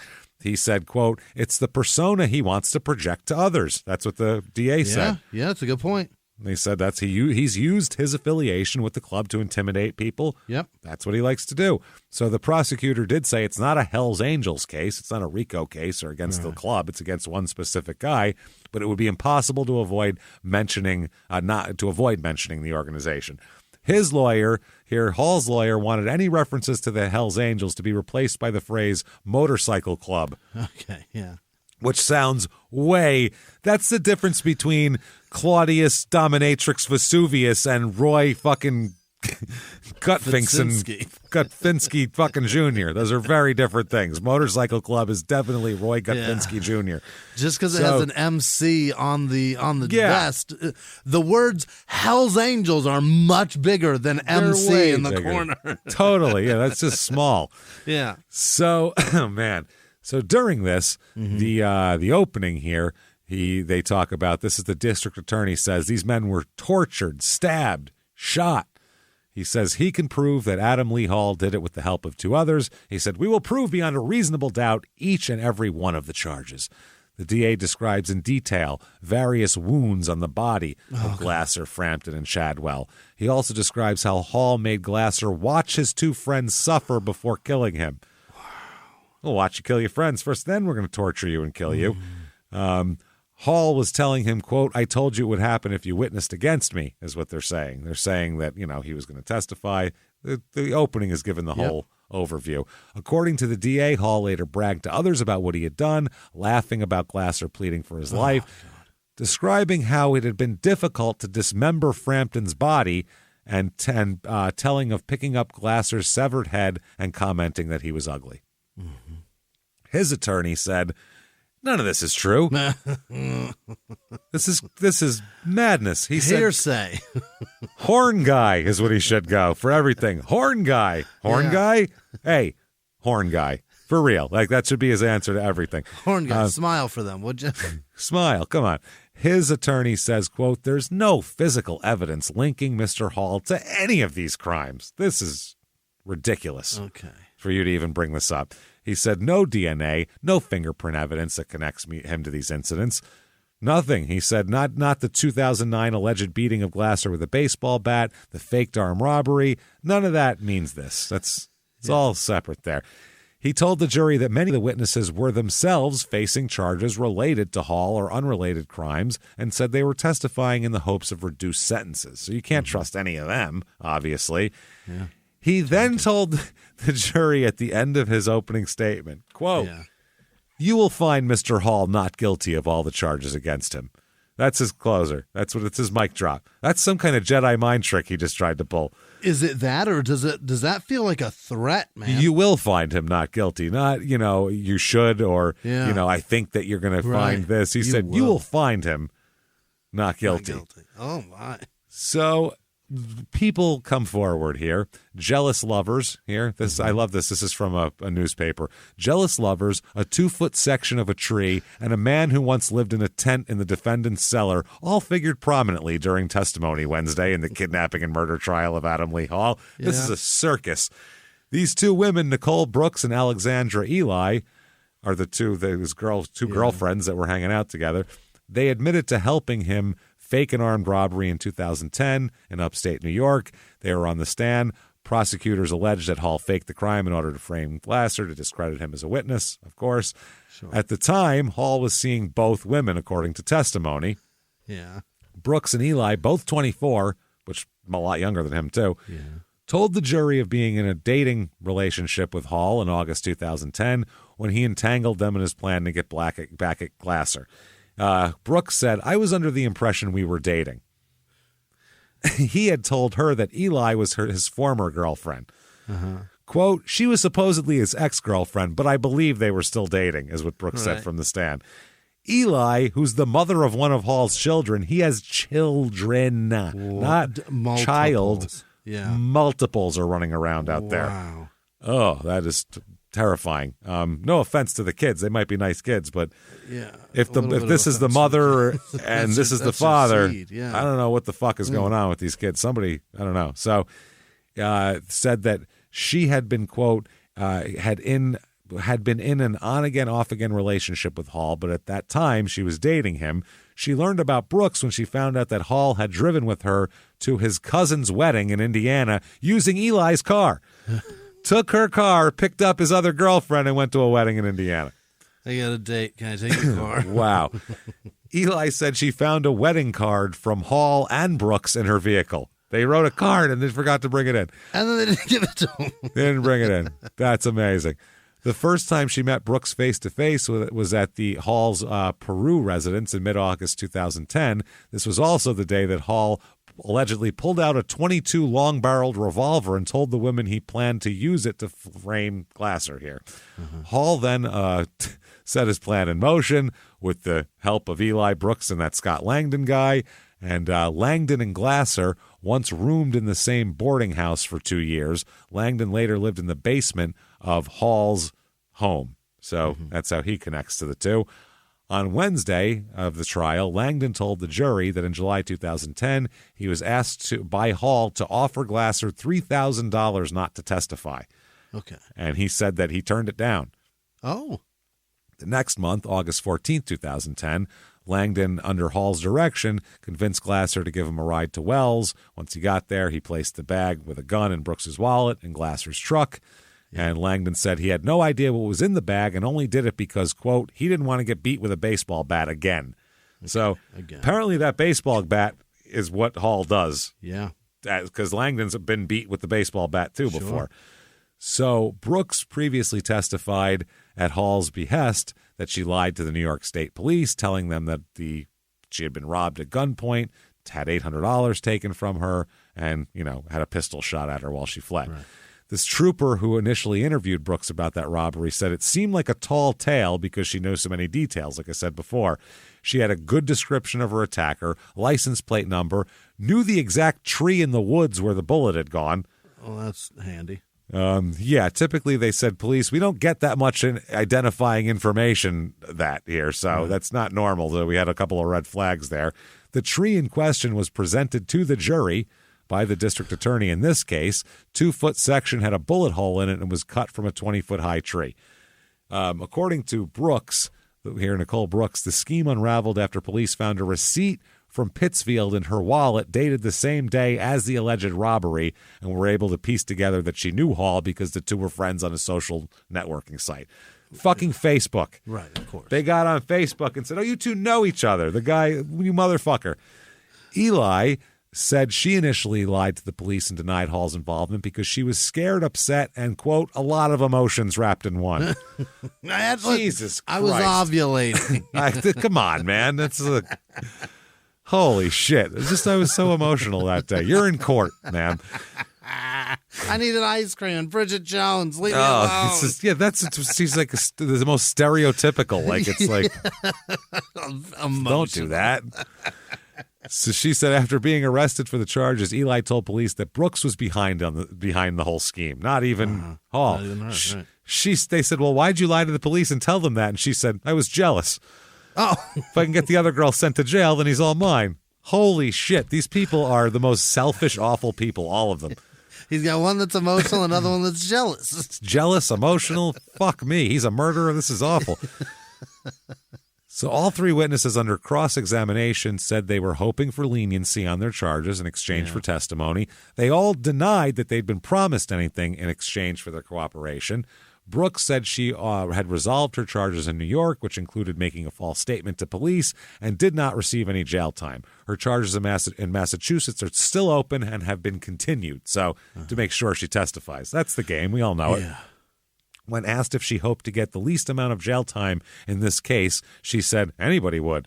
The most is going to be a lot, so I'd rather have the least. I'm hoping for a lot of jail time. I'm really a lot to catch. I got a reading to catch up on. I got a lot of stuff I got to really. She said, I take responsibility for my actions. I'll take whatever comes. Oh. So, yeah, I guess during the meeting with police, she was confronted by evidence they knew it didn't happen, and she asked what she would get if she cooperated in the other case. She said, I have to worry about me. That's what I'm doing, she told the cops. This was in response to an investigator referencing Law and Order, like the TV show, and told her how she knew how the criminal justice system worked for those who cooperated. So she said, well, I'm worried about me. This is what I'm doing. So, February 10th, 2014, the jury deliberates for about 17 hours over 4 days for Hall. Wow. Why does it take that long? I guess because no physical evidence. They wanted physical evidence, but the verdict comes in, and he is found guilty. Oh, fuck, yeah. 3 counts of murder in the first degree, 3 counts of kidnapping, and 3 counts of intimidation of a witness or other person. Everything. Yeah, also found guilty on a charge of intimidation of a witness or other person related to an incident with a 24-year-old woman in Pittsfield, just a totally separate incident in 2012, and single counts of kidnapping, possession of a firearm during the commission of a felony, and a count of conspiracy in the intimidation of a witness or other persons in connection with the plot to kidnap or intimidate Glasser in 2010. He was found not guilty on 1 intimidation charge out of this whole lot of 40 charges. The jury found him guilty on single counts of armed robbery, assault, battery by means of a dangerous weapon, and a count of intimidation of a witness or other person from another incident. These are a bunch of things all put into one. However, July 21st, 2009, he was found not guilty of kidnapping and extortion by threat of injury for the original beating on Glazer. Of the whole, with the bat and everything. So, sentencing comes around. Adam Lee Hall, a.k.a. Leo Mazzoli, you, sir, may fuck off consecutive life sentences without the possibility of parole. 3.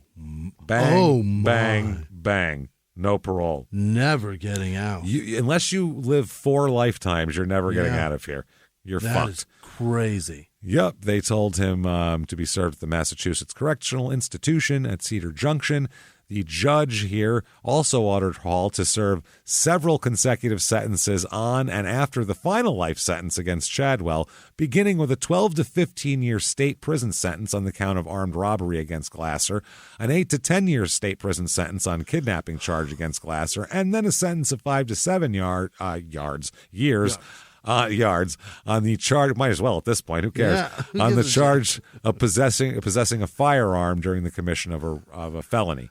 Throw some new measurements in there. Who gives a shit? That's it. So 3 consecutive life withouts, and then a bunch of others banged on to the end of that. 80 extra years. Yeah. Yeah. The reactions here. Chadwell's sister said, "Quote, that's the one guy who got killed. I'm just glad this is over. It's been a long, long, long 2 years." Hall's defense attorney said there was no physical evidence, and it's ridiculous. I mean, did you hear how long he got? I mean, he got a long time.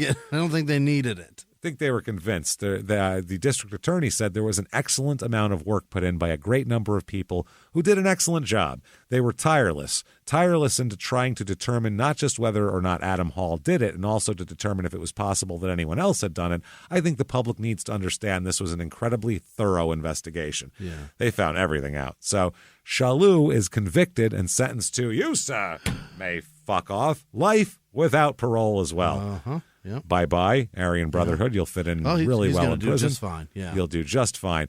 Now is the Cassius Dominatrix Vesuvius trial here. Oh, boy. He pleads not guilty on all counts, saying there was no physical evidence linking him to the crime, victims or the crimes. None of the weapons used has ever been found. None of the ones in his apartment match up. He's out of his fucking mind. This is crazy. Yeah, all the witnesses for the prosecution had testified were not present during the incriminating events. They just heard about it from Hall. Vesuvius's current girlfriend gave him an alibi for the night of the murders. And unlike Hall and Shalhoub, Vesuvius doesn't belong to the Aryan Brotherhood or the Hells Angels. He doesn't even have a motorcycle. He just has that face. He's got, you can ride in there on 5 motorcycles. It's not nearly as much of a spectacle as if you walk in with horns on your head and a split tongue. That's fucking insane. The prosecution, though, produced testimony that Hall considered Vesuvius a prospect for the Hells Angels at the time. Okay. Yeah. All we got to do is get you a bike. We got to get you a bike, though. The witnesses did, however, state that the 3 were seen together the night before the murders. Also evidence of blood in his car, although it couldn't be proven to be any of the victims. He had blood in the car. But this guy, I feel like there's blood everywhere with this guy. He licks it. He licks it. He drinks it. Other evidence introduced in the trial included knives, machetes, diagrams of human dissections found in his apartment, and the evidence they claimed that he really enjoyed torturing them and cutting them up, from what the other guy says. Next up, Rose Dawson, who was Titanic later on. Rose Dawson here, she testified that when she got to Adam Lee Hall's house in the middle of the morning, August 28, 2011, Vesuvius was asleep in a recliner in the living room. David Shalhoub was asleep on a bed, and Adam Lee Hall was in the kitchen talking on a cell phone. They said the 3 men between 2 and 5 together, they together kidnapped, murdered, dismembered everybody there. So that's how that happened. They said the only name he thinks Hall said when describing they, meaning killed the men, is Davy. That's what she remembers. Now, Davy is Casey. Davy's the other guy. Okay. So Berkshire District Attorney Capeless again puts on the screen a picture of Vesuvius showing how he looked in 2011 when he was arrested. And Dawson said that she had seen Vesuvius with Hall the prior weekend when they were killed. Hall borrowed Dawson's phone at 1:30 that day. That's the one that she said, don't tell anybody. Yeah.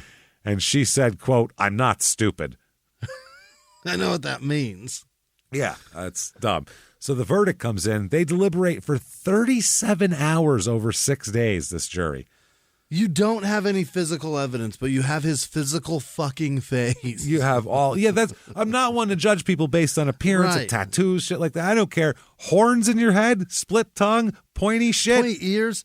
Fuck off. Filed teeth. Come on. Benefit of the doubt is gone. Eat dicks.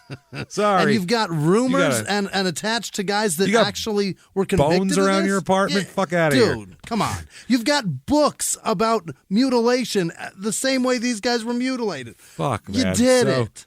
Anyway, the jury comes back 6 days, 37 hours. They find him guilty. Oh, God. Jesus Christ. Guilty.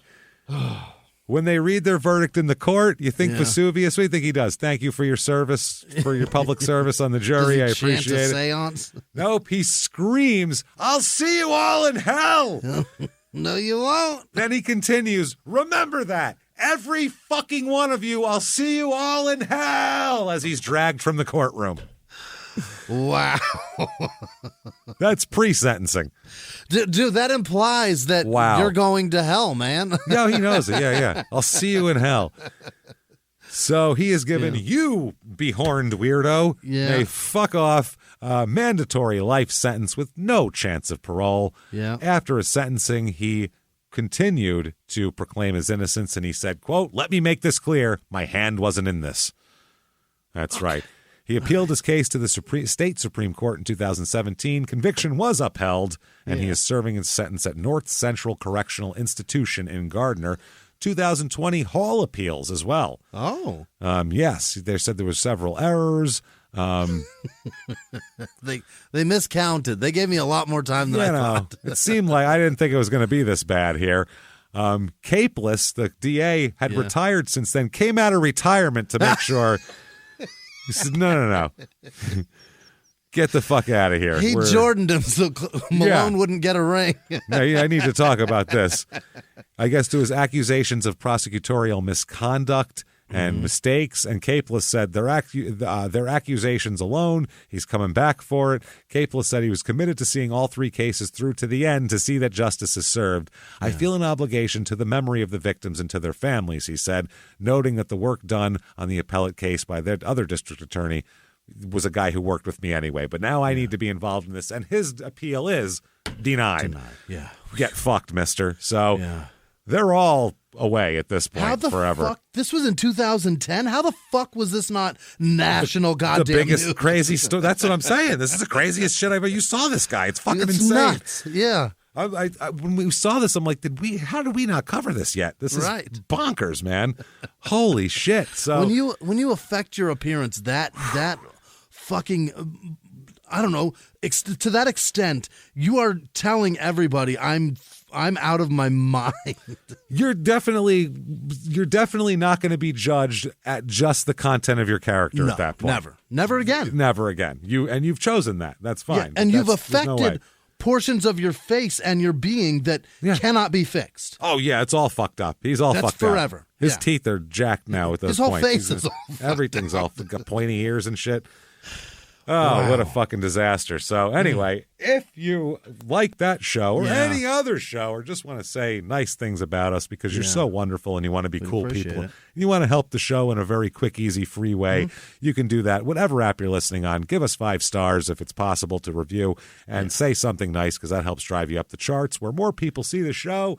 And it only can get better from there. So thank you for everyone who's done that. Thank you. Also, follow us on social media. We are at Small Town Murder on Instagram, at Murder Small on Twitter, at Small Town Pod on Facebook. And you can see pictures of all the crazy people involved this week. Hall looks very normal. You'll be like, oh, wow, he looks super normal. Whereas Vesuvius, out of his fucking gourd.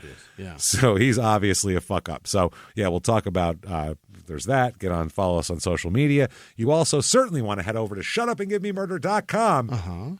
Next round of live shows here. Next weekend up is September 8th and 9th. That's Atlanta and Charlotte. Still some tickets left for those. And the only other shows with tickets left, there's like literally, I think, a dozen or 15 last time I checked. So they'll be gone by the time we're even saying this in Philly. And then there's a few left in Dallas at the end of the year in December. Everything else is sold out in October, November, all that stuff. So thank you for doing that. Get your tickets right now. Shutupandgivememurder.com. We're excited to see everybody. Definitely. Wait, Oh, we can't fucking wait. You definitely also want Patreon. That's a big deal. Patreon.com/crime and sports is where you get all of the bonus material. Huge back catalog. We're talking, 200 plus back episodes of bonus material that you can't get except for Patreon on there. Anybody, all you need is a cup of coffee. Money will do this. That's it. You get 2 new ones every other week, 1 crime and sports, 1 small town murder, and you get it all, baby. This week, what you're going to get for crime and sports, we're going to talk about weird shit Karl Malone's done. Like impregnating teenagers, things like that we'll talk about. And how that's just skated and gone under the radar forever. And we'll just discuss the whole deal with him. And then for small town murder, we are going to talk about 2 of the craziest stories that I've ever come across looking at thousands of murders. 2 that stood out to me like, holy shit, is this real? We're going to talk about these 2 crazies, just the most bonkers, weird, just strange small town murder-esque type craziness we're going to talk about. I am very excited for that. Patreon.com/crime and sports. And of course, new ones every other week, always coming out to you. So there's that. And if you do that, then you'll get a shout out at the end of the show. Yeah. And I think it's a time to Jimmie, tell me the name of the people who are so wonderful and would never, ever, ever put horns in their head and then have us murdered and butchered and cut up into little pieces and buried by an excavator in a fucking field somewhere. Jimmie, hit me with those names right now. This week's executive producers are Jeanette Bell and the Delta Survivor Club. She was on the plane with us from Salt Lake to Denver. Thank you. Good to meet you. Terrific to meet you and your family. Sat on a hot tarmac. A lot of fun. Terrific. It'll bond you. Yes. Talena Jensen, who hung out with my family in Denver. That was very nice of you to say. At the Brutal Poodle, she said, so she hung out at the Brutal Poodle, and she said some very nice things about my family. That was very sweet of you. Thank you, Talena. Also, Father Biff, thank you very much for being a part of this, Father Biff. Well, thank you. Whatever that means. I need a father. I picture him with a flat top and a blonde flat top and a collar. A very large man. Oh, obviously, yeah. Other producers this week are Corporal Carl Kirshner, Liz Vasquez, Peyton Meadows, Exotic Adrian Street, and Miss Linda. It's a wrestler. Right? Yeah, he was a very flamboyant. Played a I'm a lady character, but he was a badass. He was one of those guys. And a donation on behalf of the GoFundMe account to get Jimmie a genuine, authentic Australian Shepherd hat. I kind of want to see one of those. Small Town Murder Turkeys, Cindy Wilkins. See you in Chicago, Cindy. See you there, turkeys. Janice Hill, James, are you really scared to fly? Fuck yes. We're both afraid to fly. Neither of us are. It's absurd. There's neither no of us reason are we should into be it doing at it. It's dumb. We have to do it is the thing. Evan Pease, or Peace maybe. Kirsty Brosvik, Flatjord. Flatjord? Wow. It's Flatjord. That right? is or some Flatjord. northern. I don't know. It's very whatever. You're northern up there. You go in hot tubs when it's freezing out. Right. You know that. That's what you do. Kaylee Wolf, Abivi, I think, Heather Sutherland, Yvonne with no last name, Wesley with no last name, Russ Bellow, maybe, I don't know, Michael Kulo, could be Kulo, oh boy, Dre with no last name, Ice Pick 420, Michelle Nicole, Callia Fisher, Calla Fisher, Justin Brown, Harley Wilson, Nicole Serrata, Will Price, Tracy Hollingsworth, Haywood Jablomi, probably not, Stephen Wizinski, Winzewski, all right, Amy Heiler, Jizya Shorts, James. Sam McGeechee, Nikki Smalls, Sasha Borlaug, Sandy Finch, Nicole Hewitt, James Witzman. What is that? No, that's a real person's name. Sandy Kidd, Brandy Harrison, Ashley Matthews, Lisa Cochran. Thank you, Lisa. Cody Jackson, Frank Weinberg, Cassandra Sterling, Bryce Smith, Brendan Wick, Fraser McFarland, Jules with no last name, Jenny O, Jess, Elaine Imlock, Nora Meister, Mikhail Chambers, Michaela, maybe? I don't know. Ethan with no last name. You leave a letter off there. I don't know. Maybe that's possible also. LJ and M. This show is brought to you by the letters LJ and M. Christina Murphy, Nikki Yarborough, Katie Thomas, Diane Patchy. Patch. All right. Sam Olson, Brenda White, Tegan with no last name, Thomas Oakes, Sarah Ganshimer. All right. Jessa with no last name, Lisa, Bill Yu, Lisa probably. Leisa? I've never seen that. Leisa? That's got to be. It's got to be Lisa, right? Lisa. Yeah. Lisa. Abby Northrup, Noelle Butler, Kohler, 600. Merrick Anderson, Emily with no last name, Sean Ryan, Lisa Galley, Toasty Jujubee, Spooky Cinema, Tay Boutman, Tyrell with no last name, Running Mermaid, Sherry Keen, Jenny Porter, Julie Cussin, Elise. Julie's cussing. I'm telling Elise Marie, Sandra Carroll, Kathy McGrath, Michaela Preston, Joshua Dickinson, Melissa Cherokee Nation, and she's a baby, or Cherokee Nation baby. Who knows? Yeah. Sarah Quigwish. We have no way of knowing anything. Quigwish. Monica Kothy, I don't know. Ross Ferguson, Vanera with no last name. Aaliyah with no last name. Josh Clark, Brooke Proctor, Carrie Maddox, Sarah Torno, Eddie Wine Miller, Hypnotic with no last name. Blaze Keller, Robert Herzner, Bite Me, or not. Ben, with no last name. Elizabeth Anderson, Rainey Loper, Sheila W., Chase Applegate, Krista Hill, Heather Dawson, Holly Deutsch, Kimber Lou, Trevor W., Lindsay Everett, Christy with no last name, Angelina Keglovich. Holy wow. hell. Those are what's Keglovich? What is that? Is that Russian? What is that? It could be. It's Eastern could be European a Russian of some Kegel. kind. Who Yeah, knows? there's a Chad Dolby, it's Lewis Eastern European Kegel. It's Fregoso. very aggressive. You go rah when you do it every time, all day. Rah! When you Kegel so hard you shit. That's what that is. It's like the tennis players that are Eastern European. They pow. Yeah. Ah! That's what you do every time you Kegel. Ah! Chad Dolby, Louis Fregoso, Adam Bailey, Debbie Mars, Ashley Fitzner, hardly know her. Aaron McIntyre, Jelly Bean, there you go. Nolan McCarty, damn it, Jesse Pusatero. All right, Jesse the Pusatero. Ainsley to the W. T-Turn 81. Irish Eyes. Gwen Gates. Kevin Belt. Is it Belt? Yeah, it is. Joey Mead. Trevor McCarthy. Gretchen Skoblich. More Venus. All right. Phil McCracken. Julie with no last name. Sarah Fury. Ryan with no last name. S.J. Davon. Devon. Lessel Young, Penny Laverty, Brian McQuillan, Crispy Lou, Crystal Nelson, Isabella Perellis, Misty McElroy, McElroy. Hey. Josephine with no last name, Shay Bussy. Bussy. All right. Sydney Gage, Eliza Beth, Keel Flowers, Shorty 2252, Foe 2 None, Mark Adam Chits. Sick. Adam Nice. Chick.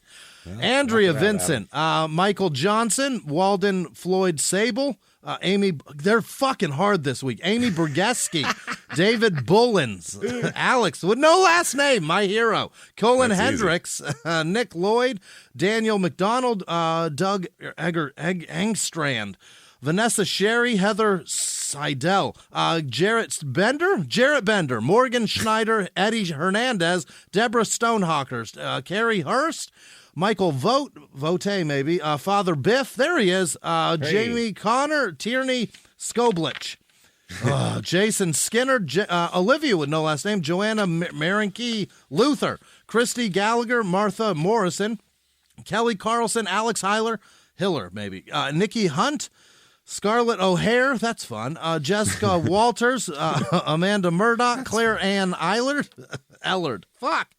Catherine Penner, Destiny Mink, Lisa with no last name, Emma Bernhoft, Douglas Hinkle, T.G. Pixie Dark, not Pink Dark. Drew Hayes, Michael Gerard, Joe Edwards, LMJ 987, Beans with no last name, Bailey Graham Bowling, Julie McAllister, Allison Reed, Tracy Mitchell. Hey, Tracy, nice to see you again. Hey. Marcy B, Matthew Rimmer. All right, Alan Young, Liz with no last name, Jimmy Hustle. That's what I should have picked my stage name to be. I like that one. I like that one a lot. Jimmy Hustle. You're too white to have a stage name like that, though. I want Jimmy Hustle and Wu-Tang shirts every day. They'd call you up and people go, oh, what? That's not what I expected at all. Who's that guy? Wow, you sure? I picked the bald, but not that. Dominique Boudet, Joshua Thiele, Brad with no last name, Jose Morales, Blaine Claiborne, Stephanie Rising, Anthony Earlam, all right, Cam Clark, Kelsey McClanahan, Tala Wade, Paul Rathbun, Kim C with no last name, just the letter C, Beth Healy, LT, probably not that one, Cole Davidson, Mom, I wish it was, Mom's Patreon, Mella with no last name, Peyton Grady, Daniela Sartori. Daniela Sartori and all of our patrons are fucking amazing people. Thank you. Thank you, everybody, from the bottom of our hearts. We appreciate the shit out of you. Thanks for all that you do for us. Thanks for supporting the show, and we hope you love the bonus stuff and anything else we're putting out. So thank you for doing that. Can't wait to see you guys at live shows. If you want to follow us on social media as people, as humans. Individuals. You can do that as well. Everything at shutupandgivememurder.com. All the links are there. You can just click on the menu and go down it, and we'll find us there. We promise you. That said, thank you so much. Thank you, turkeys. We appreciate it. Gobble, gobble. And until next week, it's been our pleasure. Bye.